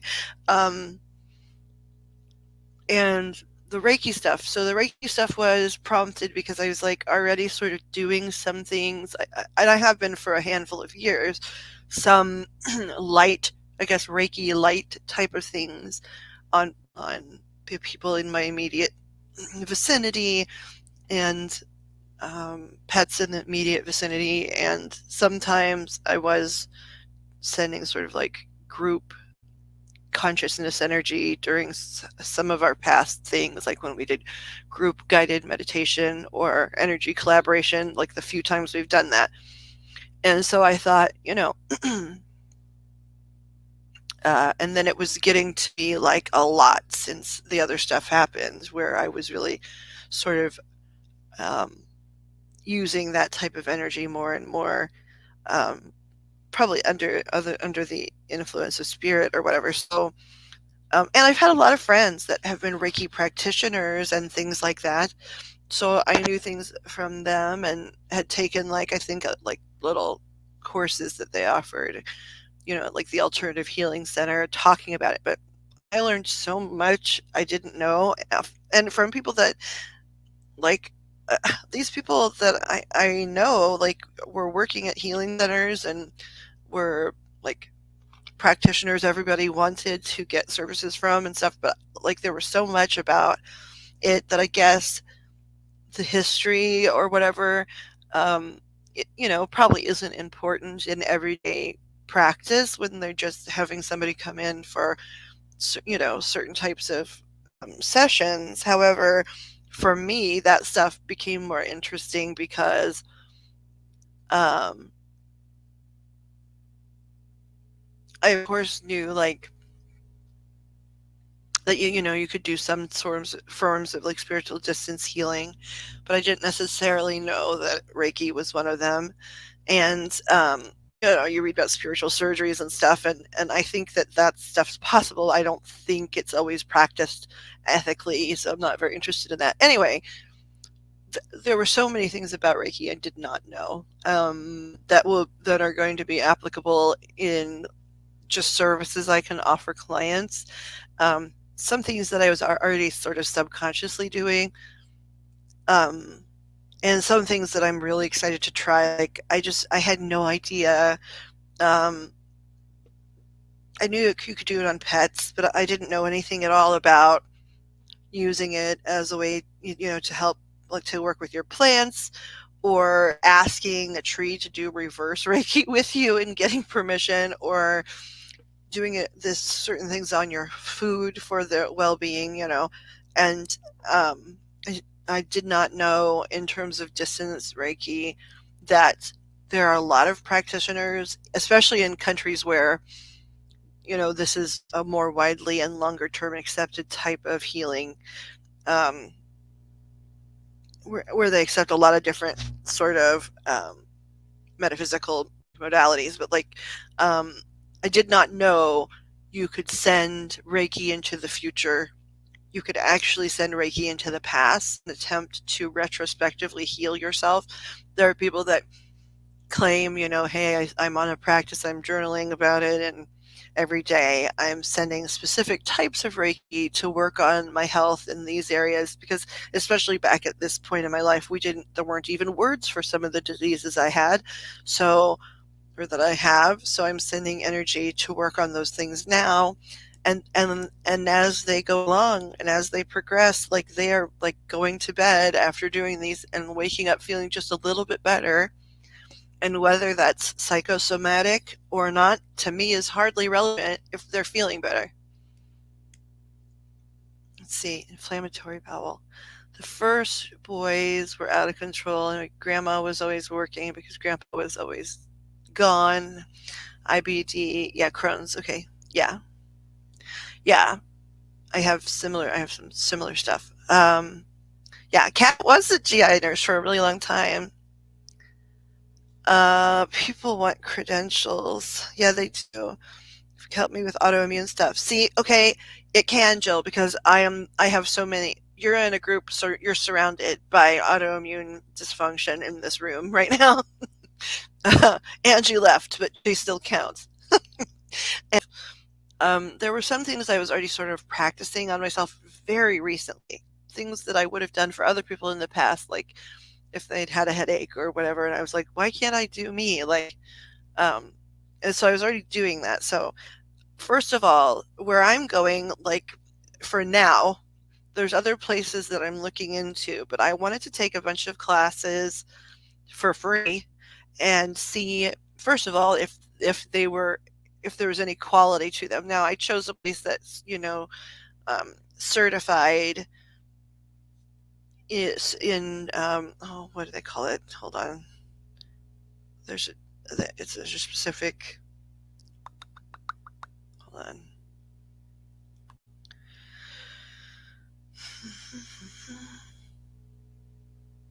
Okay, CPD, which is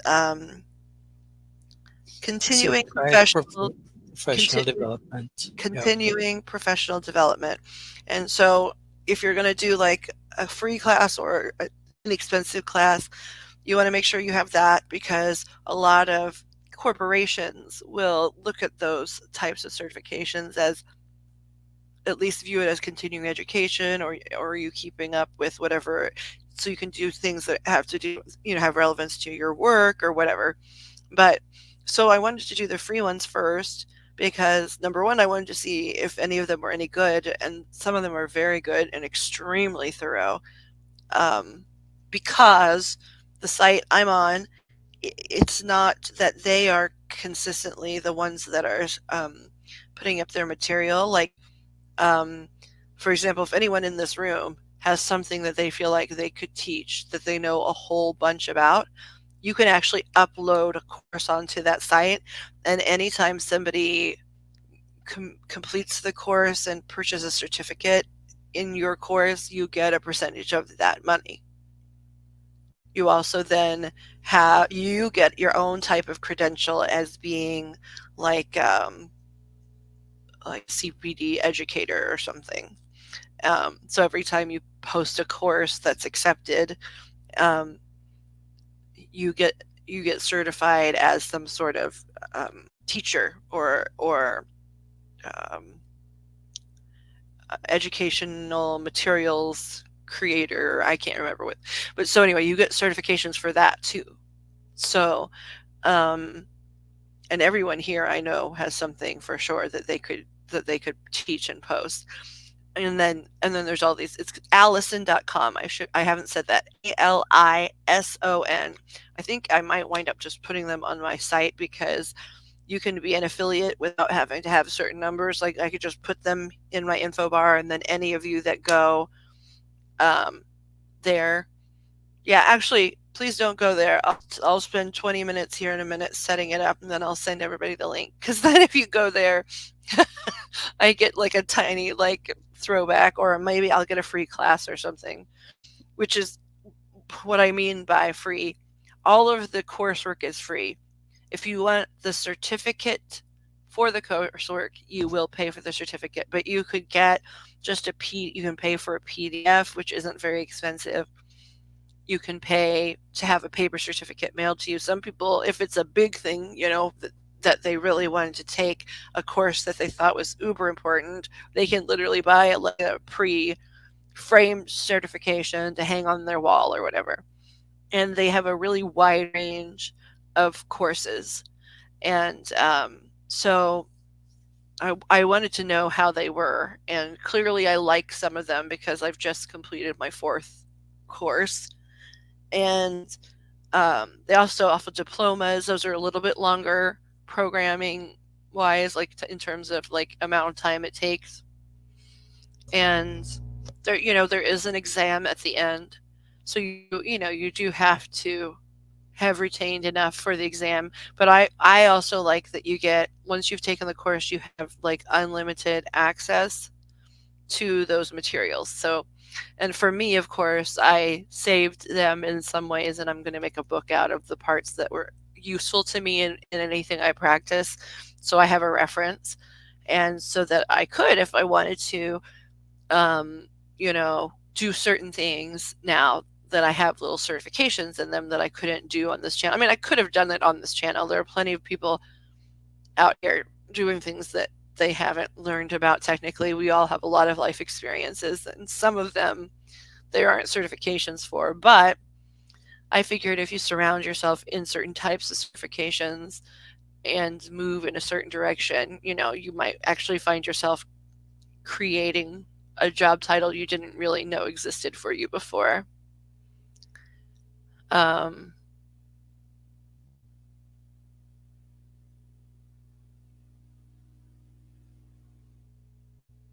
so I got this little certification on Reiki literally through the Allison thing. And now the practical classes I've taken were years ago, and they were through certain learning annexes, and almost every city has these. Um, and I'm going to start pushing them as well, just because, again, my guides have the whole reason I'm even taking classes, my guides have directed me. They're like, oh, you're right close to the track you're supposed to be on, but you need to hop over one track to the right or whatever. And it's already there, so just get on and ride the rails, sisters. Um, so I wanted to take this cerebral course, and then there are so many places now that I could go and say I have a certification, in basic Reiki. And technically, with that, I could do some things and can do some distance things, um, some of which I'm already able to do anyway. But um, the certification would protect me for certain reasons. But then also, that certification, and then if I took a slightly more advanced one, if I wanted to then go to some of these other places that offer more practical hands-on type learning, sometimes if you're certified at least in the book learning part of Theory, whatever course, huh? theory. Or history maybe, um, but or and the legalities, and practical legalities and the way you can practice and things. But in some of the other courses that aren't on this place, if you have certifications, you can move to the front of the line. You can, avoid having to take like some of like the theory classes or the historical classes and jump right into the practical experiences. So that's why I'm doing it. I'm trying to line myself up to be able to take other courses in certain things. Let's see what you guys are saying. I don't leave my house either, Jill. That's one of the big reasons for me doing the things the way I'm doing. Um, but they offer. See, I'm not on chemo, but I do IV stuff for something similar. I'm sorry that you have that going on, though. Um, but there are a lot of places, um, and I'm glad you're here. And so it'll give us a chance to connect again, in the future. But there are places where you can do, when I say classes, I mean online, because I'm much like you, I don't go anywhere. Agoraphobic weirdo, be my middle name at this point. It's it's health choices, and then it's that my kiddo inherited a lot of my autoimmune situations and some of his dad's, and so agoraphobic weirdos are us, not just I. But there are a lot of alternative learning classes that, when I say hands-on, I mean they're on video, right? They're teaching you hand positions. It'd be smart to have someone in the room with you that you can work on, that that person can be a pet, especially, you want them to be a consenting pet. And so, if you are already gifted and you can communicate with them really directly, that's great. If not, you can sort of do all of the same things that you would at the beginning of a Reiki session with an animal anyway. Greet their energy, comb their energy, rub their aura. And if they don't get up and leave, we know our pets, right? If they choose to stay, they're enjoying it. And so if you don't have a person that's willing to volunteer, but you also, yes, very, very much can do some of these processes on your own body. Um,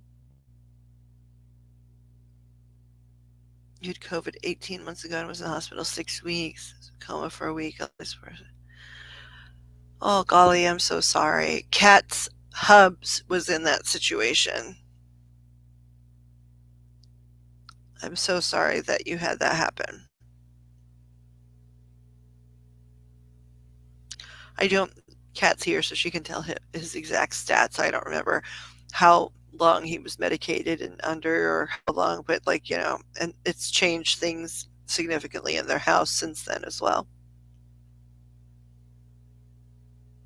Did you have any? I know Kat's going to type info, which is good because she can speak on things I can't. But did you have any like near death experiences? Did you have any, maybe not near death, but spiritual experiences while you were in that status?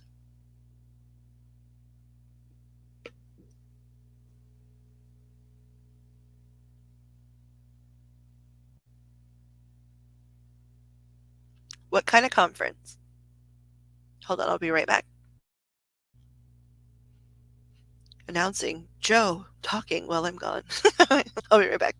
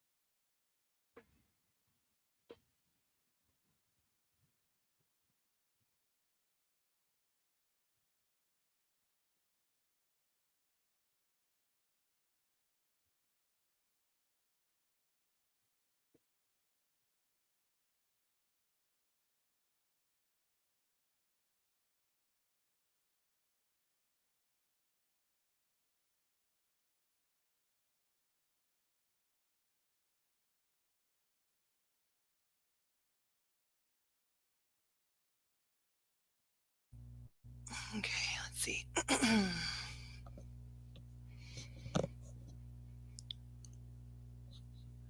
Let's see. My kids would do all that stuff. I did with my grandma and grandpa.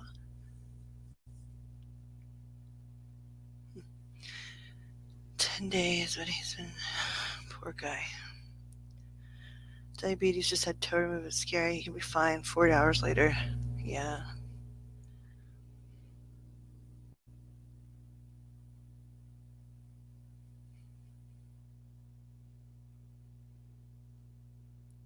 I'm glad you're feeling 80%. That's so much better. I'm still sorry that all happened.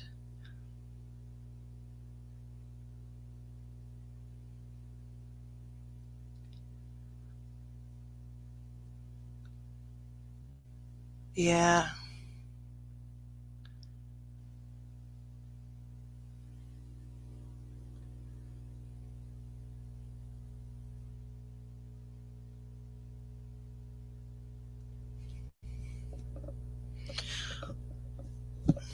So, I'm sorry. I went away, so it's not fair. So I asked if you had near death stuff. Is that what you said meant when you said with your grandma and grandpa Wesser? Are you saying that you saw them and they toured you?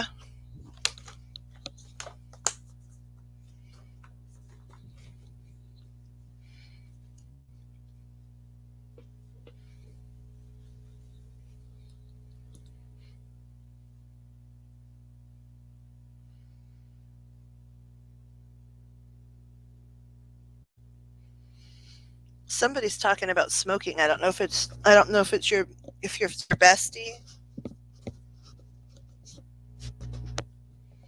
It's a joke. It's some kind of joke about smoking.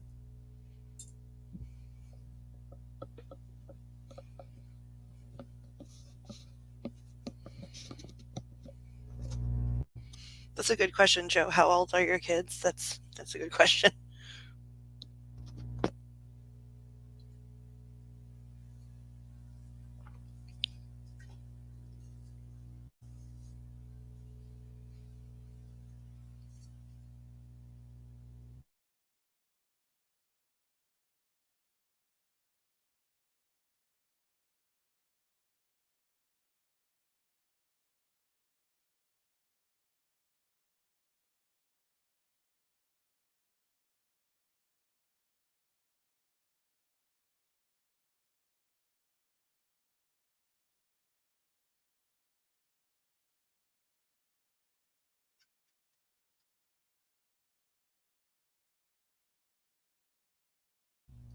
Some kind of joke like at the beginning of the demic, they needed to make any like hard case. They needed desperately needed to be able to say they meaning like big medicine, big pharma. They desperately wanted to be able to say, well, they were heavy smokers. So there's some joke here about, well, but I was a heavy smoker. There's something about like I don't know if like a nurse or a doctor or somebody was like, "How much did you smoke?" And somebody was like, "No, I did not. I didn't smoke. I wasn't a smoker," or something like this. This is some joke that they're trying to talk about, and it's like, "Okay, so a pack a day? No, I didn't smoke. Pack a day, got it. No, I'm not a smoker." I don't know this joke. I don't know whose joke this belongs to. I mean, it's something about the vid, the Rona, but somebody had this experience and they're saying it was more so at the beginning. And like I remember on the news, like, they were trying to say like if somebody basically they were trying to say if somebody passes away from this, it's their fault because clearly they had bad habits or you know what I mean? Like I remember some of that energy. But this is somebody that did like some sort of who's on first style in their head it's funny comedy round robin with nurses or doctors about nope, not a smoker, not a smoker. You can't try and make me. I had a visitation with my grandma and grandpa Wesser. my mom's parents. I used to smoke a pack a day for 20 years and quit cold turkey 10 years ago. Your mom's whole family heavy smoked. I now vape. Lisa smoked. It was vapes. So, do they blame this on your former smoking? Is that what this sort of weird joke is? Because you clearly quit way before you got this particular illness. Or was it like a joke about, oh, yes, no, no, the doctors are right. God is smiting all the smokers and former smokers. It's some joke that you guys had. And by you guys, I don't know. I don't know if this could technically, because we were talking about cats, hubs, as well as you and your bestie. So, but it is directly about the Rona, right? So it's somebody with experience with the Rona,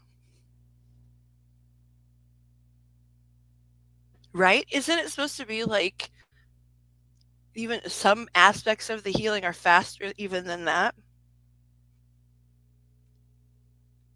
That's good to remember, though. I forget that sometimes because I smoked for such a long time. Damn it! Hold on.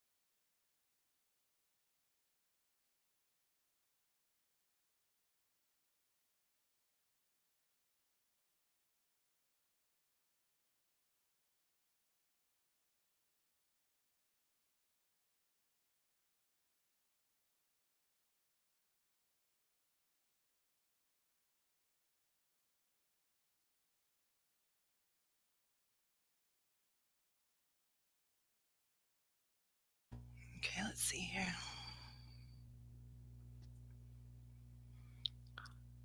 And she vaped, but she was smoking. She had congestion. Doctor wouldn't say what it was. Okay, that's what killed her. She got COVID, but already had all that fluid. Like lifestyle should still treat.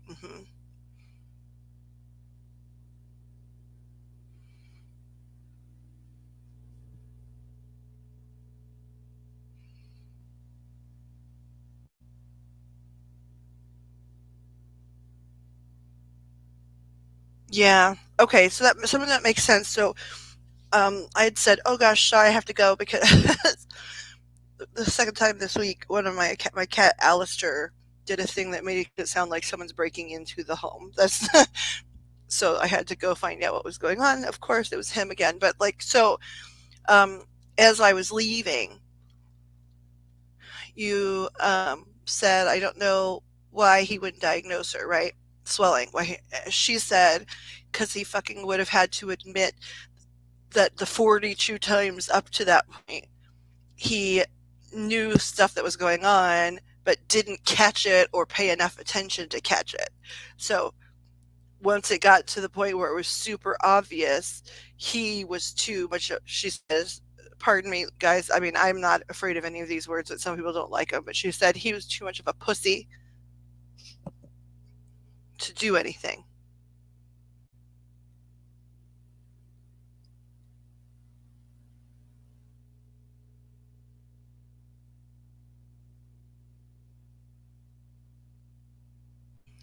And then Alistair is a cat burglar. Yeah, they were building a narrative around smoking and COVID. That's for freaking sure. Um, and then the thing you've said about her being a reformed, she messed with me a little bit. I was in my kitchen, and my sun porch is attached to my kitchen, like by a doorway, an old doorway, and it was open, and I dropped an ice cube, and I knew it was spirit, but it freaked me out for a second. They said, and it was like they were being a cat or something.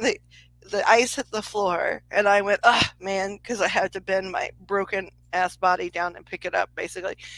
And I heard somebody go, "Slide it over to me, and I'll slide it back to you." And I was like, "Who is this? And why are you pretending to be a cat?" She was like, "It's fun." And then I wasn't in the room when you guys were typing about any of this, right? Like about prejudices and about being a reformed addict or whatever. I was like outside of this room behind a door. But she said, so she was responding to something you said, right? Because um, she said something to the effect of, because I said something like, "Oh, you scared me a little." And she said, she sort of laughed and said sorry, and she said something to the effect of, "Yeah, I ain't no dainty flower," or something like that. Something, it came in, a lot of words came in really fast, but there was something like lumbering or lumberjack, or like it was she was being self-deprecating in some capacity. um but she was like, "I didn't mean to scare you, I was just being silly because we were talking about cats, and the ice game is so fun with cats." And I just thought, her cats are, because she was right. Two of my cats were on that sun porch, right? That's where they sleep at night. And so she was like, "I just thought it would be funny if it sounded like one of your cats said, 'Slide it over here.'" It's like, yeah, but yo, that's not how they talk. I talk to my animals telepathically sometimes. It's not, I can't do it all of the time, but when they feel like talking, I can hear them basically. If they're projecting it intentionally my direction, I can hear them. It's like, that's not how they talk. She said, "Yeah, I realized, like, sort of when you stiffened, that it might have been a little creepy." It's like, girl, girl, you freaked me out. Like, and I speak to spirits and stuff all the time. but just from the dark room, right? I didn't see her either. I didn't see like any light or anything, right? Like it just was like, and I could tell whoever it was like down on the floor pretending, you know? And I just was like, who is spooking me out? Yo, it makes sense why she could be a little bit of an edge lord. You know what I mean? Like she'd lived hard and tough and then had to be even harder and tougher to move past that phase of life. And so um, she, I get it. I get it. Why she said, "Ooh, I like the term edge lord." It's, um, she's interesting. I would sort of like to see a picture. I don't know that she still looked like this, but like there are some sort of I'm not seeing her like entirely yet, right? I sort of meet people in segments. Like I hear a lot from them, or I see some things, and they sort of show me, they show me bits and pieces of things. But it's like there's sort of a decidedly 1980s vibe that I'm getting from her, like style wise. And she said, well, also like late 70s. Don't forget the late 70s. Like, because that's really the cool part of the 80s was influenced by the late 70s. But there's something, and I don't know, like, if it's like she has, I keep feeling like maybe it's hair, like maybe there's a hairstyle that's a little bit that way, or like she just likes some fashion, or she's trying, but or she just admired it and talked about it a lot or something. I'm not sure, but she's sort of giving me 80s fashion um bits. Do you know why that is? You just need to make sure and tell her to go back to me and Shannon's house when we're done tonight. Our other new cat that we know isn't reincarnated from another animal. That is, you mean we've had before, loves ice. Well, I'm assuming because she's with, if I'm talking to her, she's with you right now because it's sort of, it's sort of a triangulation thing where the more I get to talk with you, the more I get to talk with your loved ones that are in non-physical, because I can basically sort of like triangulating the energy. Because if I attach to your energy just through conversation, and you are eternally connected to them energetically, I can find them much faster. Because I think people sometimes, when someone like me or you, because it sounds like you see and hear things, says, "Hey, I need you to talk to me during the reading," I think they think that I'm asking them to tell me all about their friend, like I'm trying to mine information. It's like, no, literally, you don't have to say anything about your friend or your family member. You could talk to me about what you watched on TV, what you had for dinner, what you think is funny, because I just need to connect to you because they're forever connected to you, if that makes any sense.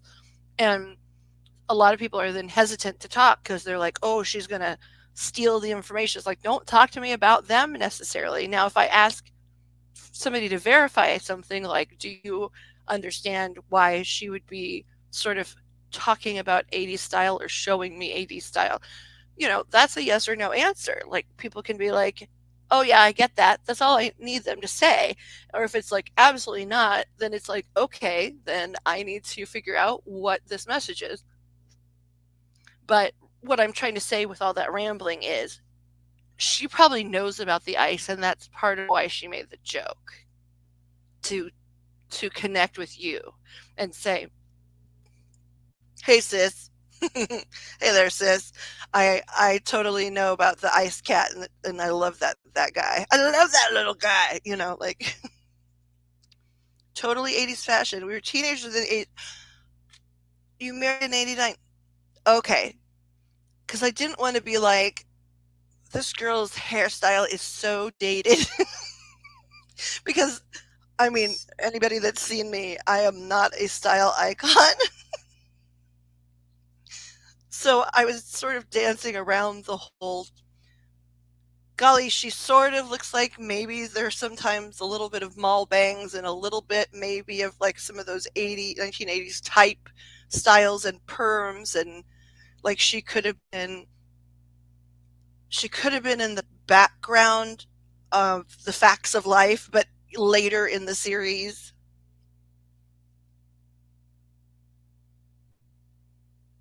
Go back to me and Shannon's house when we're done.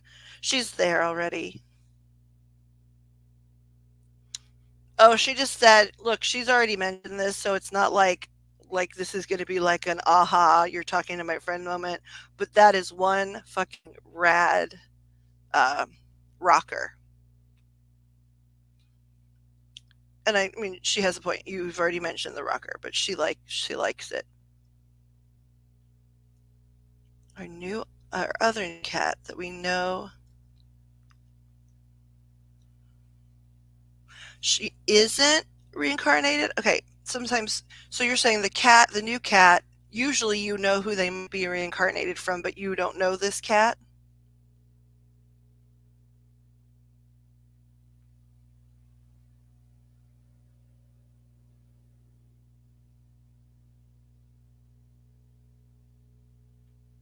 Well, so what do you mean? Because her hair, what I'm seeing is long hair, right? But it is done up. You know what I mean? It's curled in the front. You know, there is texture to the long hair. It makes sense a little bit why I kept trying to talk about empty nest now, because there was on that TV show a character that was his nurse. That's cute that you have a brand new soul. It's really, there's something going on in our family that's kind of hard for my kiddo, because the first kitty that he identified with as his, right? Even though, really, if there's a kid in the house, the animals are like, that's who I love the most, period. Like, I might be around mom or dad or whomever because they run the food machines, right? But that baby's my baby, right? Um, However, to him, he chose this kitten from a litter. They were definitely soul connected, right? Like, really, it was really sweet and close immediately. And this kitty got sick so suddenly, and I was very aware of it one morning. Like, I saw him and went, "Oh man!" Like, I knew we didn't have a full day left, and um, the vets technically didn't know what happened. I have a strong idea, I know, but regardless, his name was his full given name was um, I'm gonna get it wrong. It's Busby Boston, and I can't remember. Oh, my kid was little enough because he's got a hyphenated last name, right, from my name and his dad's name. So he always was like, I got to put my name into the hyphenated name. So it was Busby Boston, kiddo's first name, middle name, hyphenated last name, and then added the hyphenated last name again. So Busby Boston.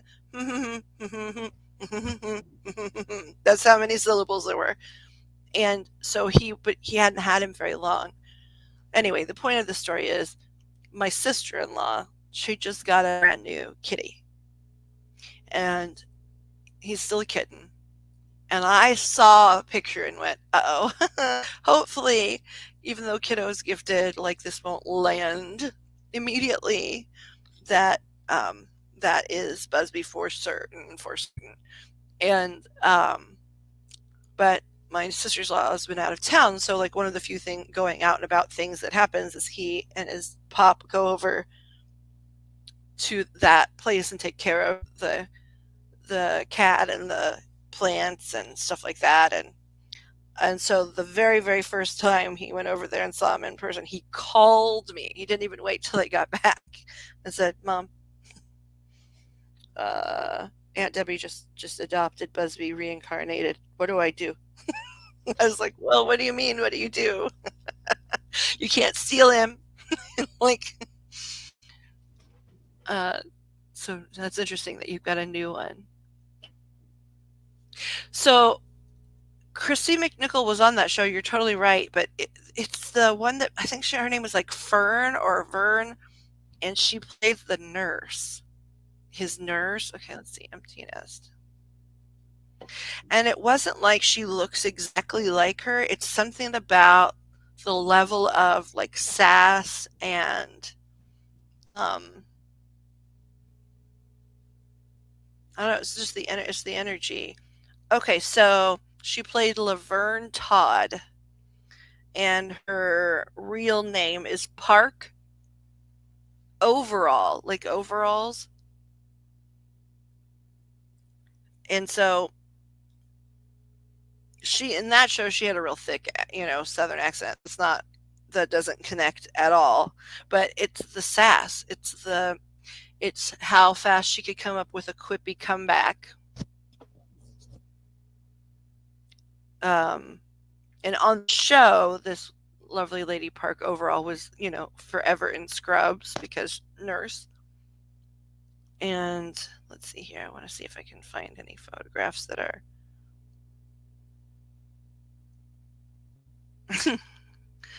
I can see her in the group setting. Like I really am looking to see if there's a solo image.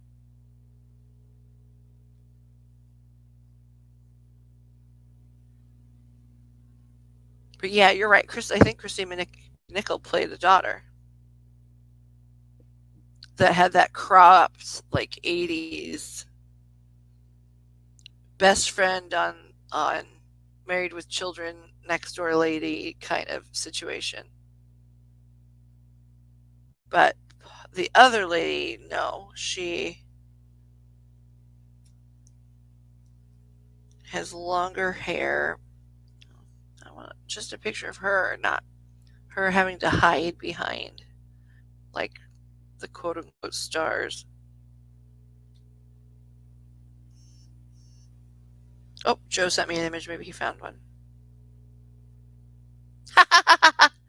I mean, that's not exactly, but that she is sassy, so I'm downloading that one, and so I can upload it. Hold on here. No, she's got her hair pulled back, Joe, like just on the sides and the front.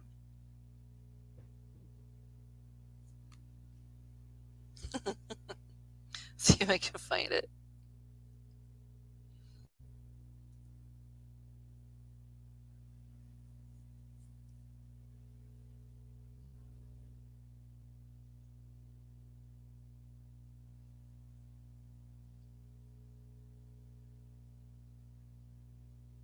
I'm trying to get.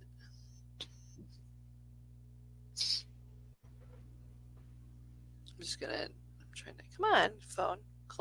Collaborate with me, phone.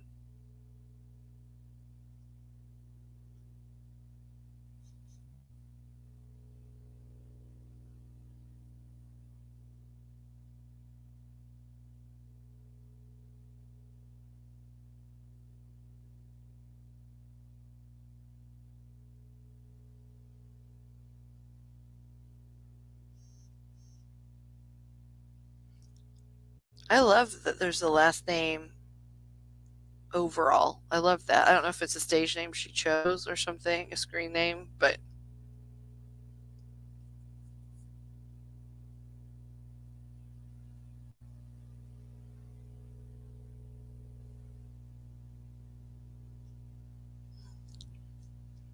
okay, here, hold on now. Bow, bow. Oh, yeah. Are you being a superstar?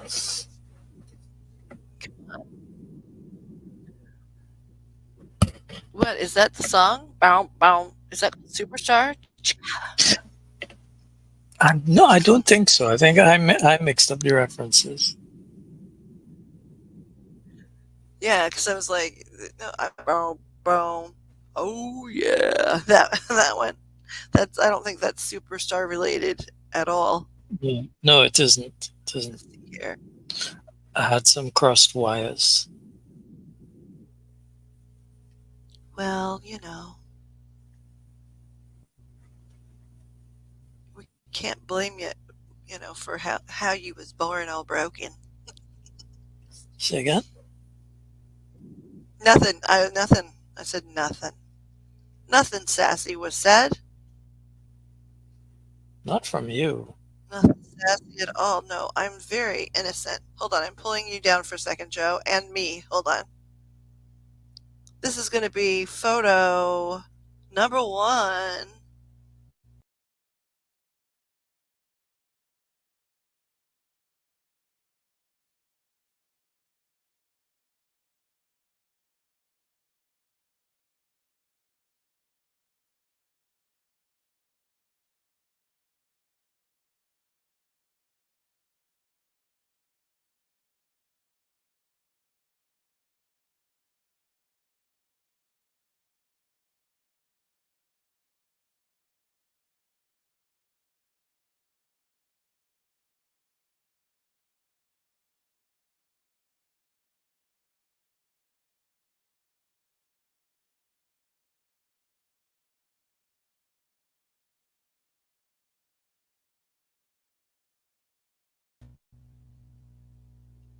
Okay, I want to crop that second one so you can see the top. The color's right on the first one.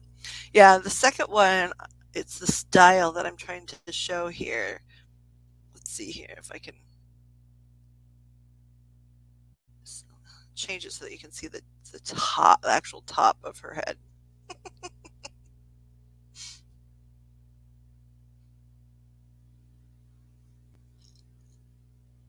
Let's see here. Actually, it might be just easier to do it this other way.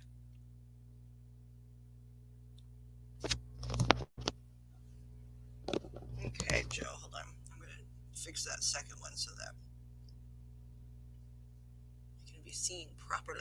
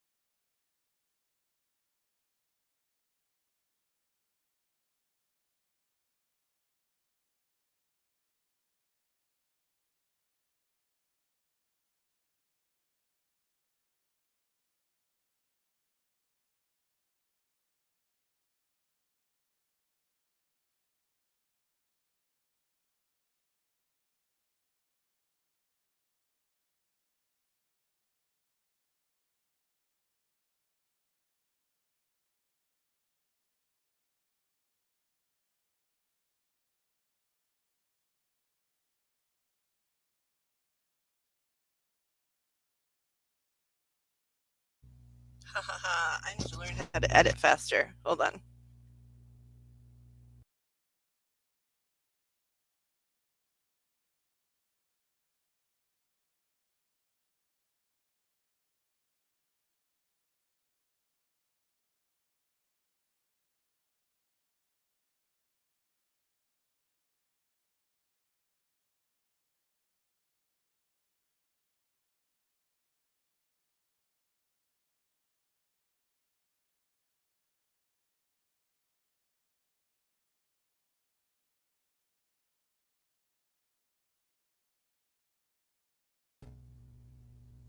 I need to learn how to edit in real time because that was slow. Sorry about that. And she cut it off into a bob, living with her daughter, had her fourth child in 5 years. Wow, lots of kiddos. Oldest was autistic. Lisa's baby. Shannon took made you crazy. Yep.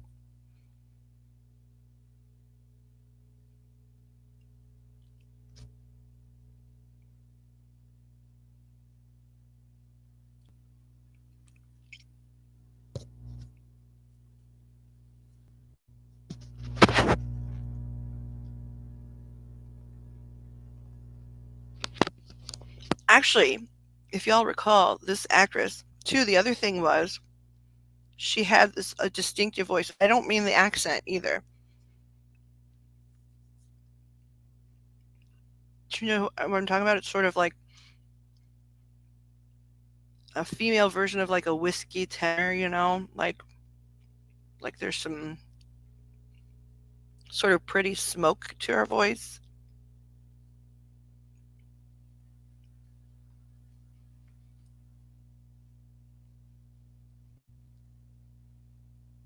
I don't know where Joe went. He's unmuted, I think, but I'm here. I don't remember. I remember the accent, but I don't remember the details of the voice. see here.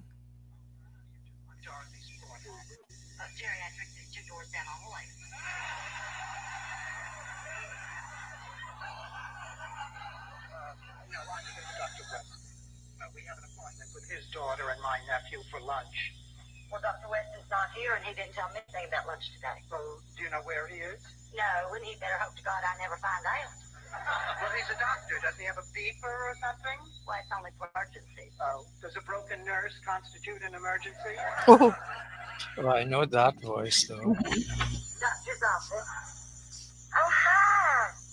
Can you hold on a minute? Listen, you'll just have to wait. I see no reason for that. We're late for lunch already. Now, please. I got people on the phone, a waiting room full of sick youngins. Now, why don't you just take a load off the way?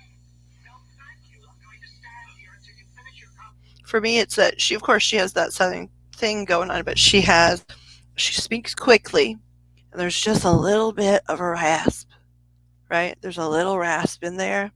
Not Right. Kathleen Turner raspy, right? Because she's a higher pitched voice than Kathleen Turner by a lot, but there's a rasp and she's going fast. Cat is listening, glasses off, can't read. Okay, so I don't know if you saw the last thing. From smoking cigs all the years, having asthma. That'll do it. My husband has asthma and still smokes. Um, so, Kat, since your glasses are off, I think you probably saw the last thing, but I'm going to say so. Jill had typed at the end, she cut off her hair into a bob. She was living with her daughter who had her fourth child. Oh, I already read that out loud. Never mind. Then you said about the glasses. Jill said, from smoking cigs all those years and having asthma. Just trying to read all the, the stuff, the stuff and things and stuff.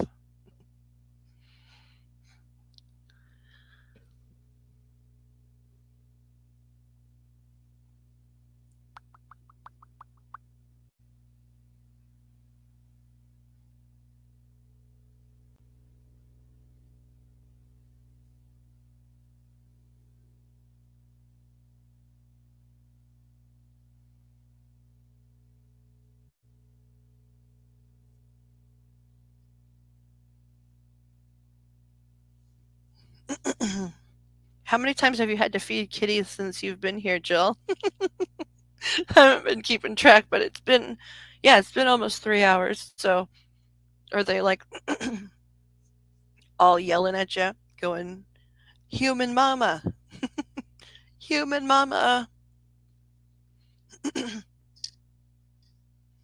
Just says, when I was in the coma, I had a visitation with my maternal grandparents. Okay, that, yes. I had asked about that. Did they give you a tour or anything, or was it? What do you remember? That's a better question for me to ask. What do you remember from that visitation?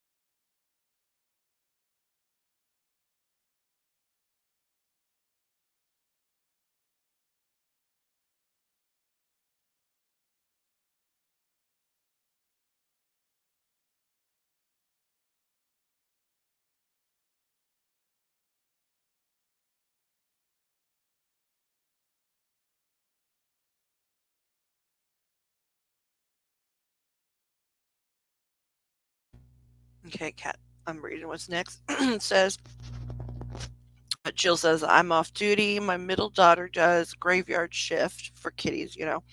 She's come in here and told me I need to go to sleep because I need to do 11 a.m., 3 p.m., 5:30 p.m., and so on because she's babysitting tomorrow. She's like, Mom, it's 3 a.m. Yeah, I'm sorry. I hope you come back, though. Your friend would love it if she's like, come back, get the free reading, damn it. Seems like you'll have a lot more than just her, like, wanting to peek in. We'll have to see how that goes, but, um,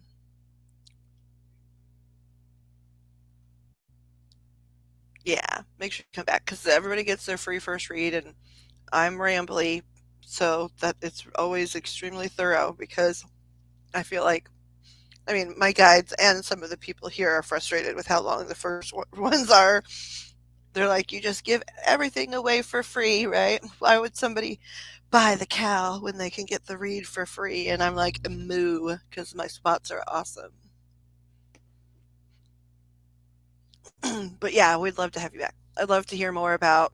I love when other people can see and hear because I'm always curious if, like, okay, since this is the last question I'll bother you with for the night because then you got to go to bed because your daughter, Mama, told you so, and it's late there, I'm sure. But so here's what I was going to ask: when you see spirit in general, what do they look like to you? I'm always interested in this question because my whole life it's always been extremely distinct, and not everybody sees them that way, of course, right? But I often, like, even with movies or television shows that are about spirit, I can tell when, first of all, if they can actually, if somebody on that show actually, if they did a consultation with people that could actually see spirit, you can always tell that, um, even if it's fiction, if they talk to somebody that has seen things. But also, then there's a couple of very specific shows where they do things almost exactly how I see them, and I'm like, who do they consult? Because I need to know, like, who's in my sort of tribe of how they read energy.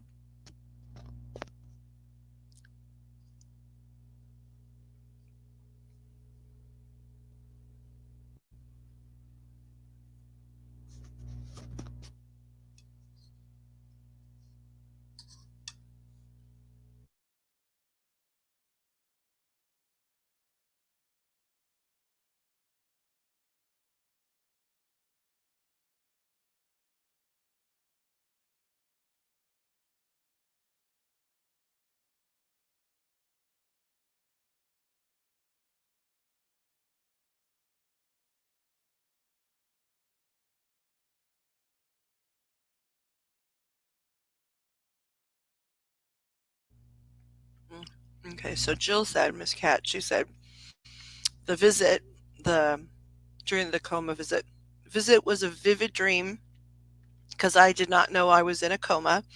I was at their house. It was super bright and airy, and they were both very distinct, and I could see every detail about them. My grandpa was very,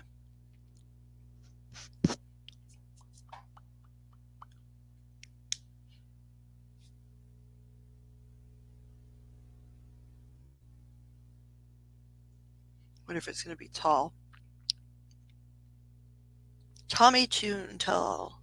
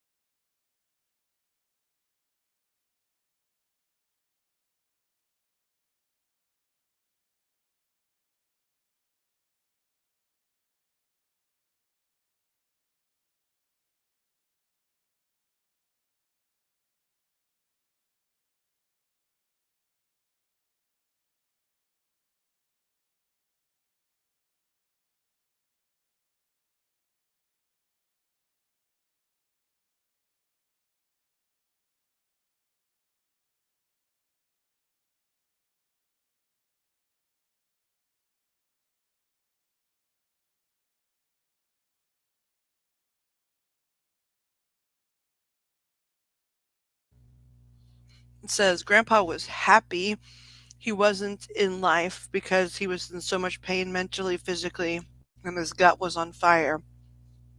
He was so happy to see me. My grandma was thrilled to see me and just enveloped me in her love. That's awesome. So, did they make sure that they looked like how they looked when you knew them growing up? Or did they display as like, younger imagery of themselves?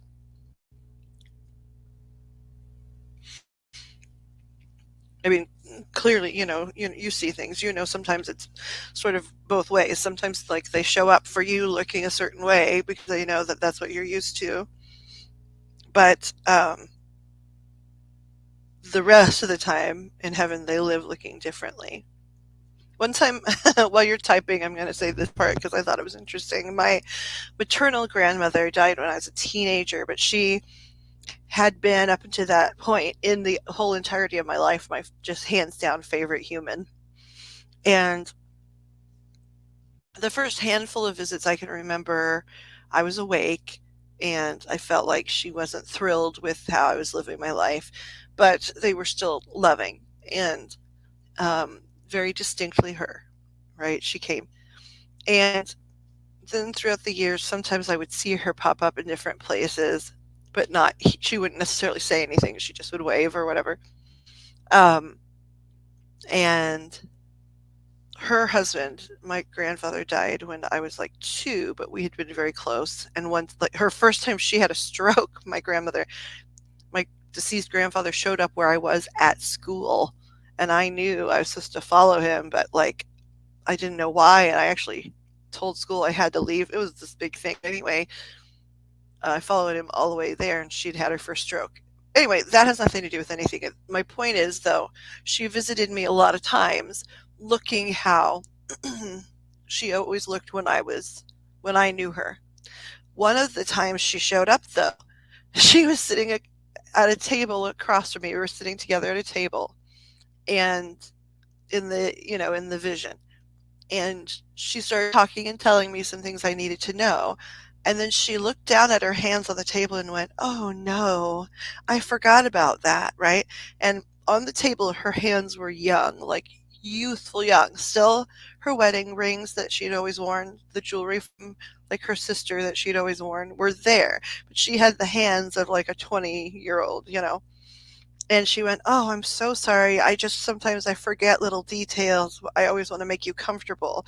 She looked at her hands for a second and then they changed to the old 90-year-old person hands that I had known when I was growing up, which I thought was really interesting that she did that for me because I've seen other people's loved ones cross over.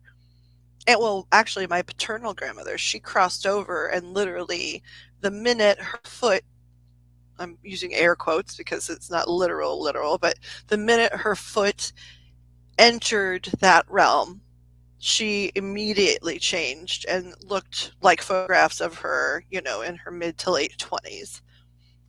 So I always think it's interesting. Okay, so Jill says, right after she had said, Grandma was thrilled to see me, just enveloped me in her love, as always. She sat me down and showed me this recipe she was cooking, beans and franks. And then she said, yep, they looked like they did in life, but healthy and robust. Grandma kept telling me about how all her kids come by. It's awesome.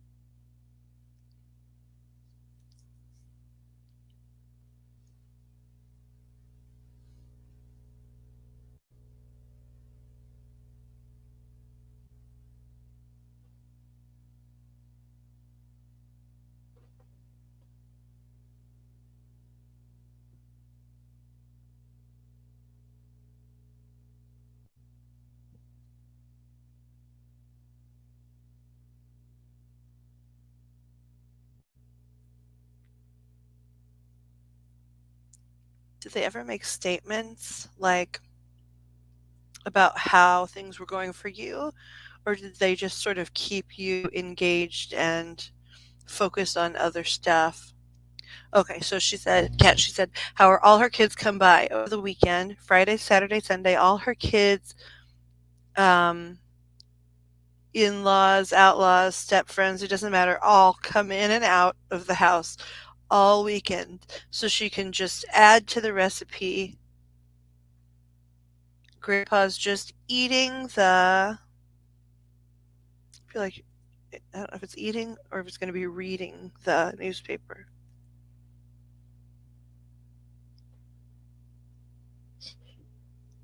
Yeah, I don't know many people that eat the newspaper.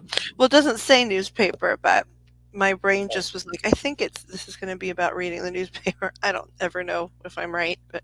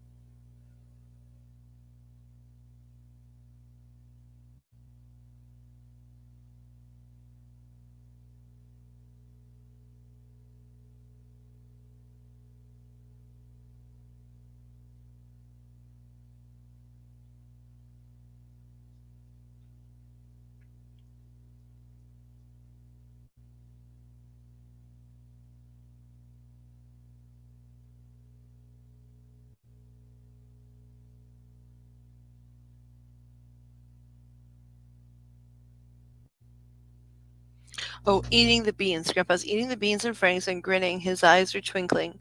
No way he could eat that in life. She's telling me I need to go home and make this recipe for all my kids, my future kids, my grandkids. Now I have a big bowl.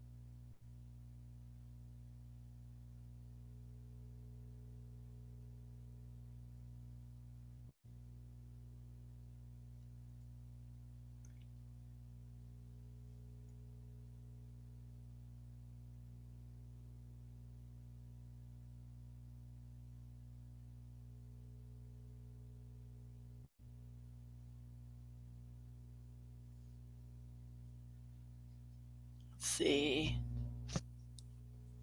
Joe said, Frank's come from Germany as well, from Frankfurt. I knew what she was saying. I finished my bowl, and Grandma made sure I had committed the recipe to memory. Ah, they both hugged me long and hard, and I slept a while, then eventually I woke up very confused. Yep, she was sending you back, saying, honey, I'll teach you this recipe, but you're going home, so better have something to cook for your babies. This is a weird question, Miss Jill. Do you have arthritis or like Raynaud's or something? I keep seeing, um, of course, all I can see from you right now is like your tiny, tiny, tiny picture, which I don't even know if that's you. It just looks like a lady in a purple shirt because it's tiny. But I keep seeing, and I'm convinced it's you and not like someone else. But I keep seeing a woman's hands, right? And the top of the hands, like meaning the back of the hands and fingers, right? The palms, and then like from the wrist, where the hand meets the wrist, maybe one, two, maybe like 2.5, 3 inches from there onto your forearm. It's like it's pink, almost like you're wearing sort of pink gloves, or like you got a sunburn just on like your hands and wrists.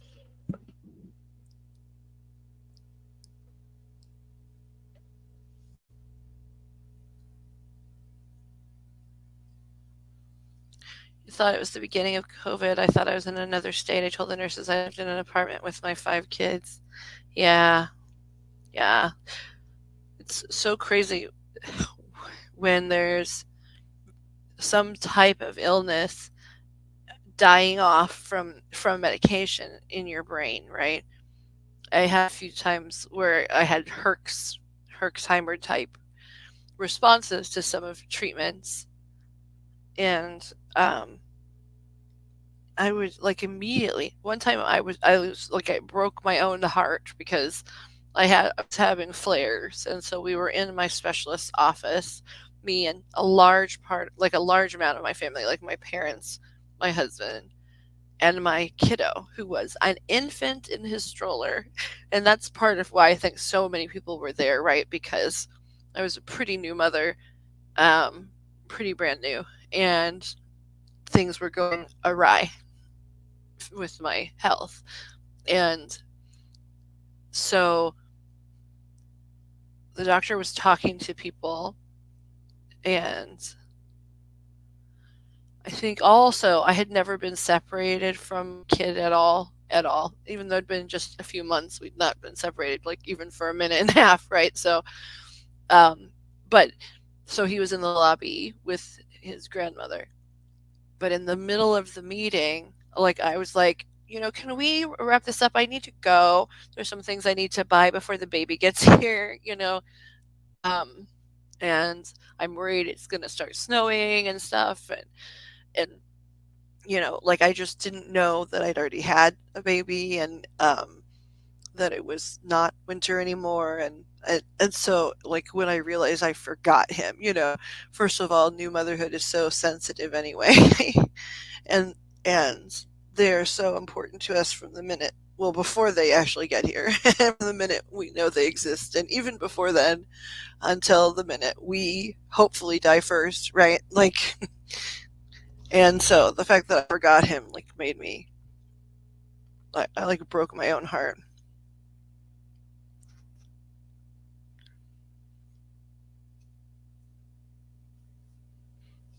Ooh, are you Celtic origin? I have one on my wall. That's why I'm asking.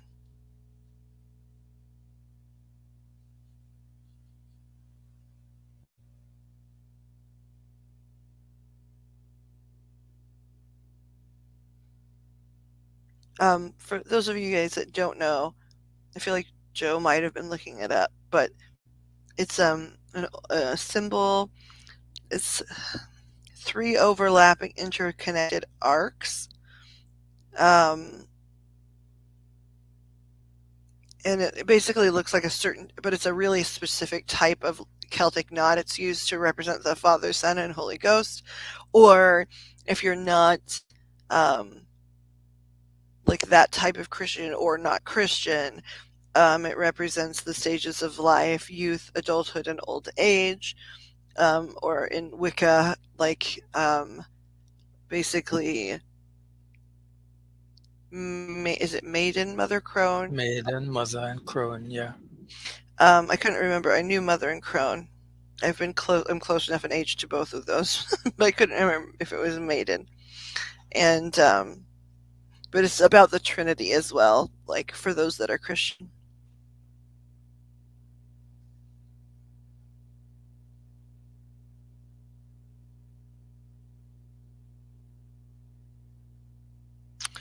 Um, you mean when I was talking about your hands, you didn't know what I meant? Is that the question?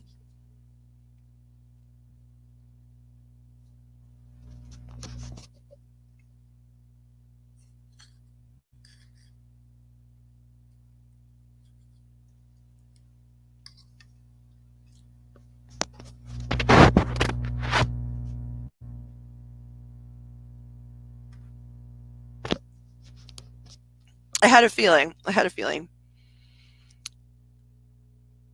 that it was the three moon, the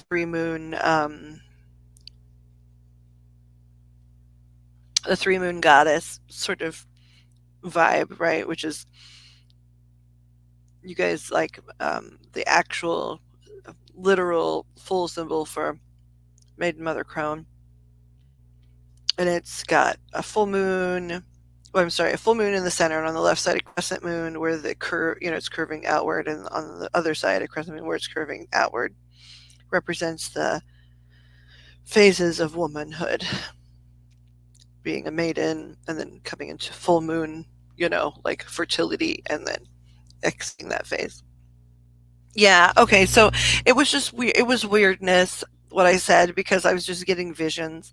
And what I was asking if it was you, because I was looking, they kept showing me a lady's hands, and basically the hands, both the back of the hands and the palms and fingers, all the whole hands, and then for like an inch or two onto the forearm. They looked very pink, pinker than the rest of the skin, like on the arms. And so sometimes that's like a sign of arthritis. Sometimes it's like Raynaud's syndrome or a phenomenon or sign of Raynaud's. And I was just curious if that was your hands, because I'm assuming if it is, they're just trying to Spirit is just trying to let us know that we all have really similar things.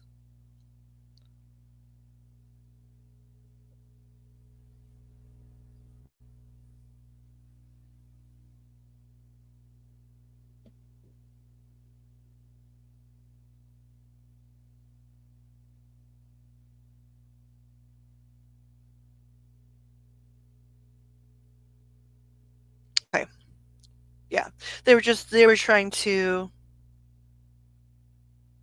I think, connect us through wellness or challenges with wellness.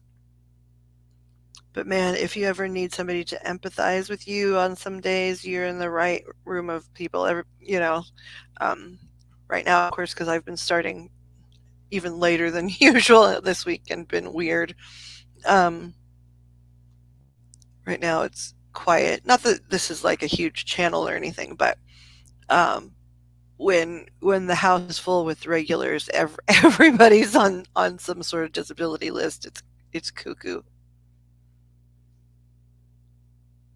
How many? It's also cuckoo how many people with abilities in terms of mediumship specifically, right? Because there are people that have other types of abilities that don't always necessarily have the same overlap with chronic illness, but the ones that can cross the veil and perceive, speak to, communicate with, hear, whatever they do with non physical, um, a lot of us tend to have chronic stuff.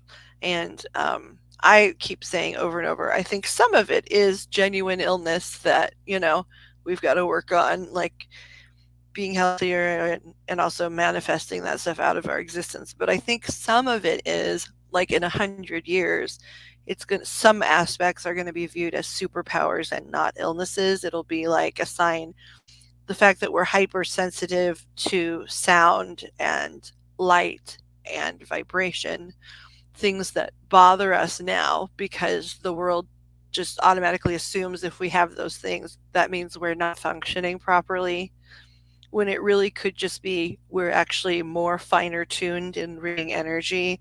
And so some of the noise in the world, some of the vibration from certain textures, some of the sounds, I'm thinking of some of the sounds I'm sensitive to, like the huge list, right? The hairs on my arms are standing up like, eh. But anyway, I really deeply think in like 100 years time, when they see those types of things or symptoms that we call them now in young people, they're going to be like, get this kid in a special class to develop this skill set, because this is a sign. This is one of the signs of being there. If you're that sensitive to energy, you probably can read other energies that other people cannot. And that is going to be something that's useful. I don't know. Have you been paying attention to the what do they call it? The something sure, is it the Sherman? It's the Thurman. It's the sound and energy waves coming down from the sun that they've been measuring. Do you know what I'm talking about, Joe?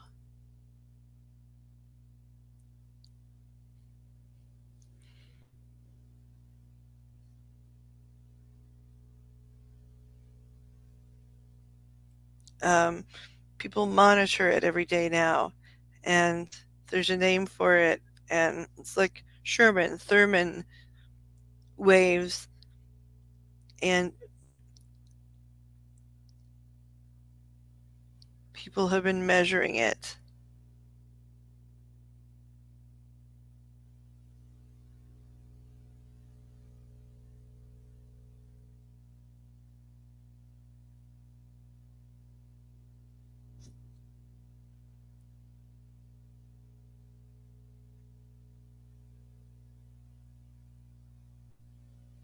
Said today was a tough day pain wise. I see spirit people in my mind's eye. I hear stuff all the time. I see shadow stuff like that. Sometimes I walk into spirit. Yeah. Yeah, that's an interesting one, isn't it? I smell stuff. I have it all. I have past life recall, pre life recall. Yeah, see, I had a lot of past life stuff from the time I was little, but I didn't really know much at all about pre lifers until my kiddo was born. Because he's enormous um, something resonance. It's the something resonance.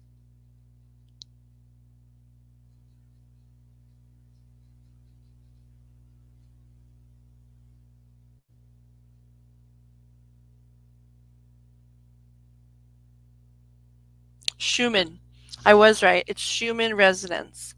Schumann resonance are a set of spectrum peaks in the extremely low frequency portion of the Earth's electromagnetic field. Schumann resonance. SCHUMANN.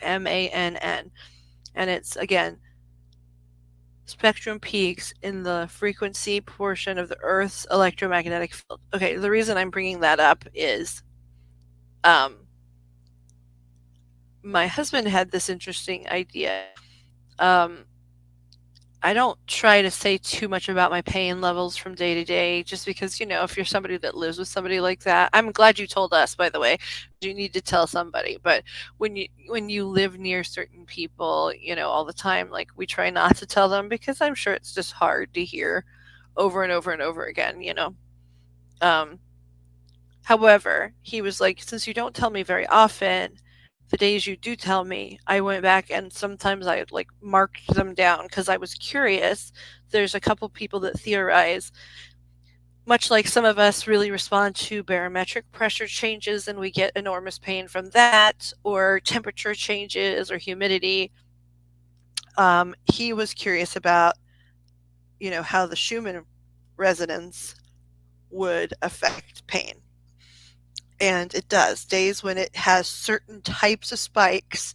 And again, I'm the one that's been doing this observation. It's been him, but um, apparently the days where it's bad enough once a month or every other month that I actually say something about it. He's like, "Uh-huh. Yep, that's what I thought." And then he'll go back also and say, "What did you have in your notes, like in your medical, note?" I sort of chart for myself all the time to keep track. But it was like, "What did you have in your notes for Wednesday, too?" And I was like, "Oh, it was bad." So the Schumann resonance can have a lot to do with our pain. Let's see. I see spirit. Okay. Shadow stuff. Smell. I have past life recall. No, but I've been sitting outside drinking my coffee because I'm low on vitamin D. We got our foster. Hold on. Oh, wait. Hold on. We got our foster twins. A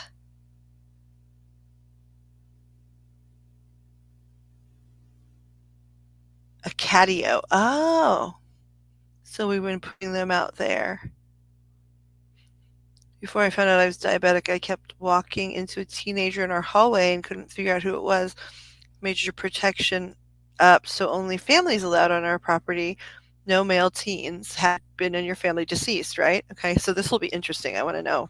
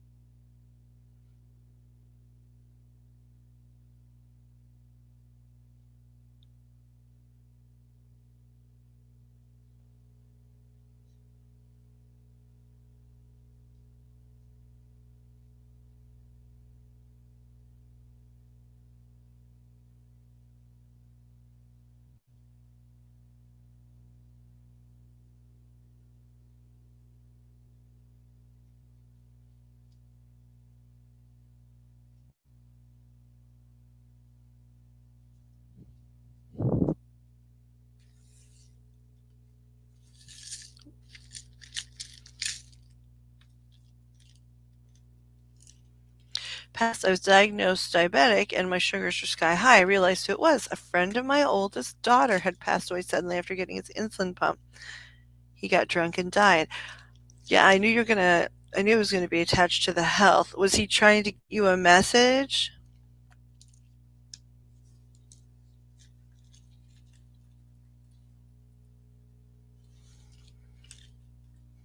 Like, when you figured out who it was, is that why you went to the doctor? Because you're saying before you found out you were diabetic and you kept walking into him.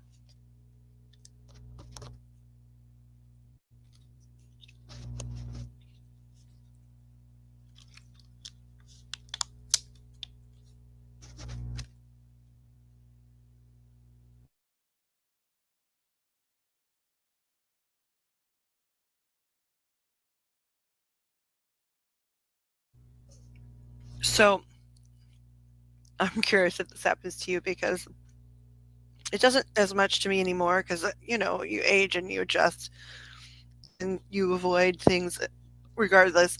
It used to be when I walked through a spirit or they walked through me, or we were just very, very, very close. Like if they were sort of parked in a certain place and I, sat down there to do whatever. If they were having strong feelings about something, I would, suddenly I'd be like empath 5.0, like I'd be like hyper empath. Because one time especially, I was sitting in my own apartment and everything had been fine. Nothing had gone wrong in particular with my health that day. like nothing had gone wrong in my family at that juncture, like nothing. And I just started sobbing, like sobbing, sobbing, sobbing. And then when I actually started talking to myself out loud, and I was like, oh my goodness. Oh my goodness, I miss my mother so much. How am I supposed to go on without my mother? I don't know.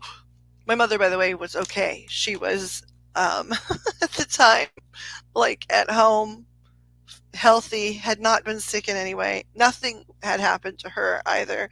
I had recently spoke to her, like, so I just like I knew for sure she was okay.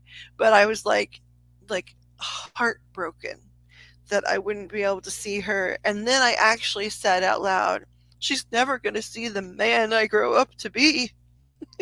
And I went, what? What is going on?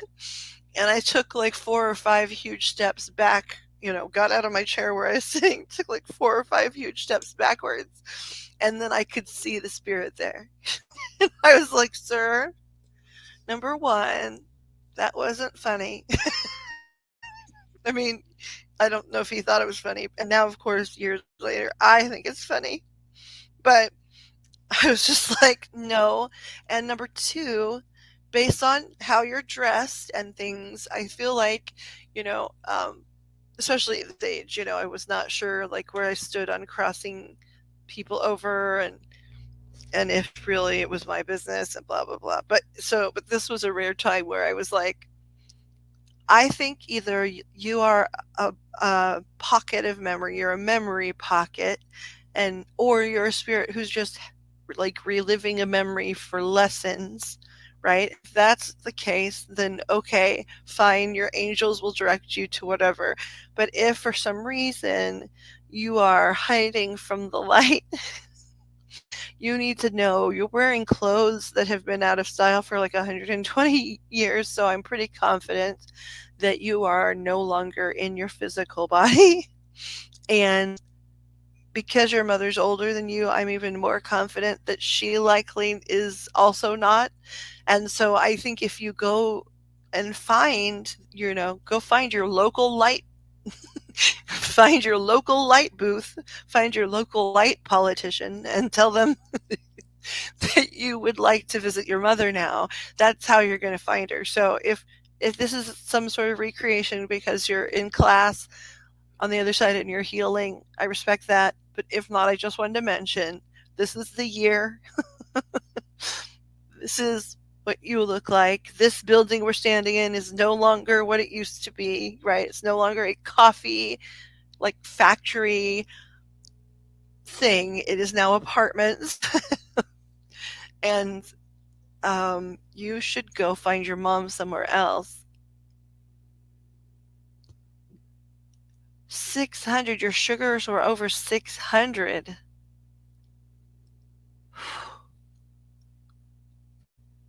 That's it's amazing that you were like mobile at that time, up and moving.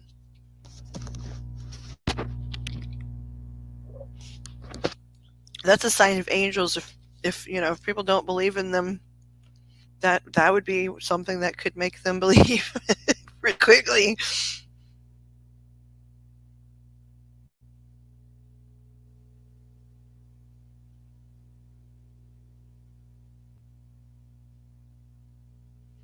That's so nice though that that young man wanted to come and he wanted to come and tell you.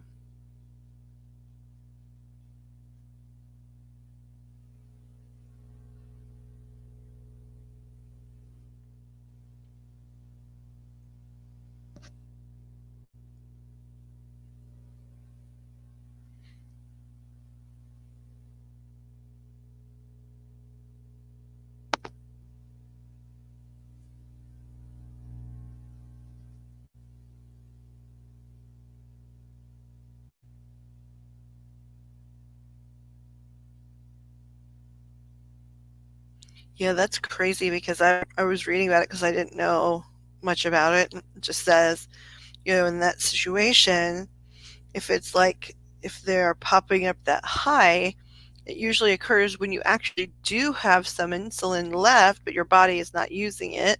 I'm sure you know all of this, but I didn't, right? And then the glucose isn't used up in your body, so basically you pee it out and then it dehydrates the crap out of you. So it's, I mean, it's amazing that he was pretty solid. I'm amazed that no one else in the family was walking into him. My sister did a couple times where she's like, who's that kid in our hall? I just walked through teen. Blah. I got teen boy particles all over me.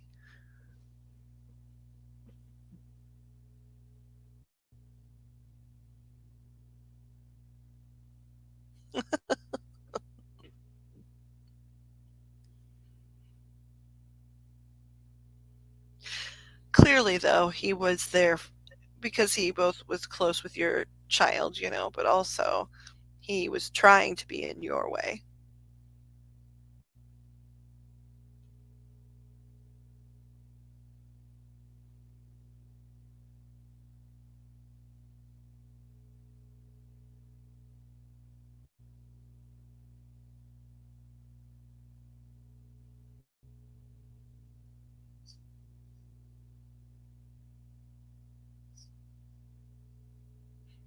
He must have, you're saying, I was thinking about how solid he was. It was like he must have really increased his density when you were nearby because he was trying so hard to get that message just passed along. Just if, because if he'd crossed recently, he was using a lot of energy to talk to you.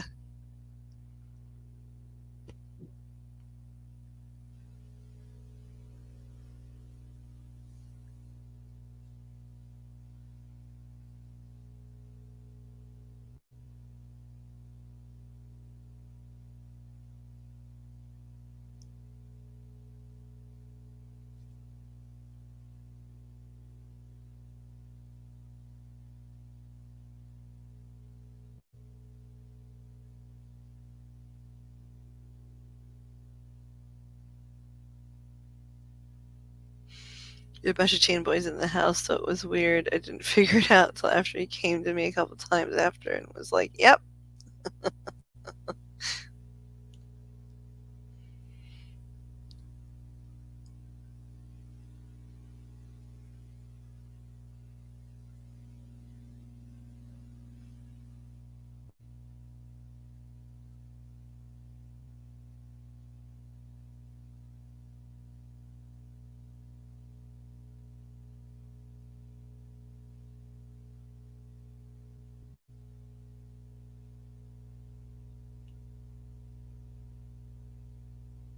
Have you? Did you wind up ever working in a field where these skills perhaps weren't something you put on your resume, but they were useful? I mean, I know that you work with animals a bunch, but I was just curious about people. Let's see. I was the one mom for a lot of teens that actually gave a shit. It made a huge difference in their lives. That's awesome.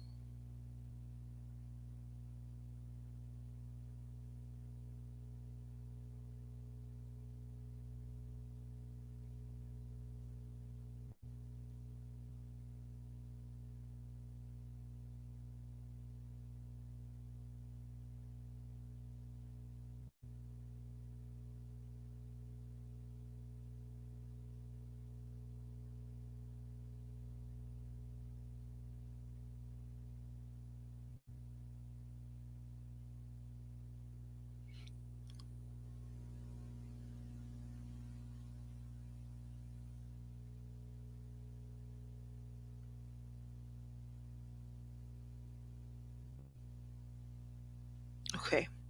My guides are telling me, look, people that are already asleep are fine. You two that are talking to go and rest, even if you don't sleep. They also want me to pre-record some things. So I'm getting cut off. I'm getting the hook. They're telling me to go to commercial break. I'm so glad that you came, Jill. We're all very glad you're here. I'm sure when we actually manage to start a stream, well before midnight at some point in the future, everybody's going to be excited to meet you. And thank you for coming and hanging out and telling us about your kitties. Keep us posted about your kitties because oh, that's so cute.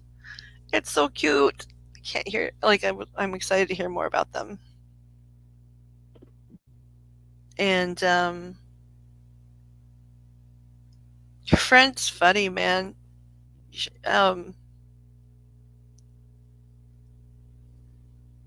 She's like, "Yeah, we're gonna come back. We're gonna come back so we can talk, right?" And I think she called you knucklehead. I'm not really sure what that could mean, but she's like, "We're gonna come back and we're gonna talk, right, knucklehead?" It's like, okay.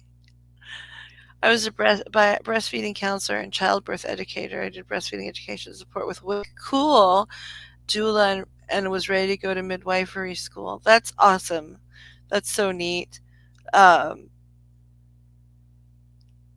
yeah, I really read so much about Joe's grandmother in a very She, small village when she was younger. Well, all her life, really, right? yeah, she was a midwife.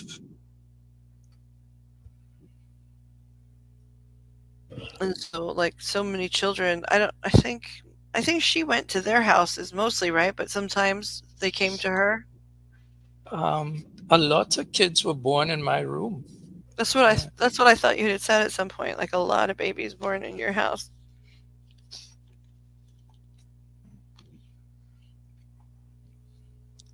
That's interesting. I wish that they had that when I was like doing the baby thing. I did okay with breastfeeding, but like it makes sense that like there should be people that have. I've even worked as a volunteer for RAIN, and they haven't really talked about that much. Maybe they do by now. I'm not trying to crap all over RAIN. They're an amazing organization, but like that's a wonderful specialty to be in.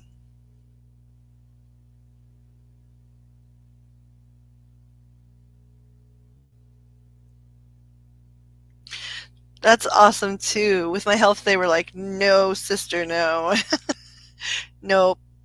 But that's so fun. Did you water?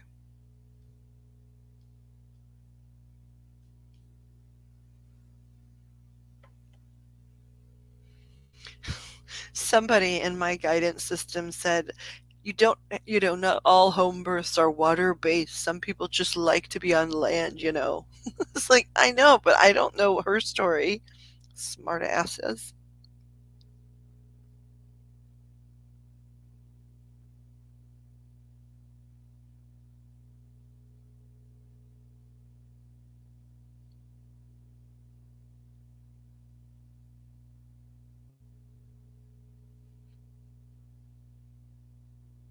That's a story. Okay, for another time.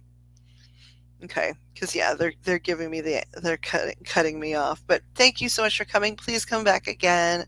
And I don't know if I'm your one subscriber on YouTube, but I'm telling you, at least to this channel. Maybe you have another channel I don't know about. But when you subscribed here, I counter subscribed. So I tell you, if you ever felt like putting that kitten content up, I know we'd all watch it.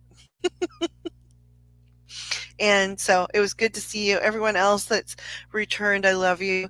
I know there's some people waiting to hear what's going on because they just love info, and we will, I'm sure, talk about it soon. Um, Pals that want to hear it sooner than live streams are going to occur. Maybe we can just get together privately, but with Joe to help me out. But anyway, sending love and light to everyone because I'm being told to do so. I mean, I want to send you love and light, but I'm being told to kill the stream. So I'm going to do that right now. Talk to y'all later.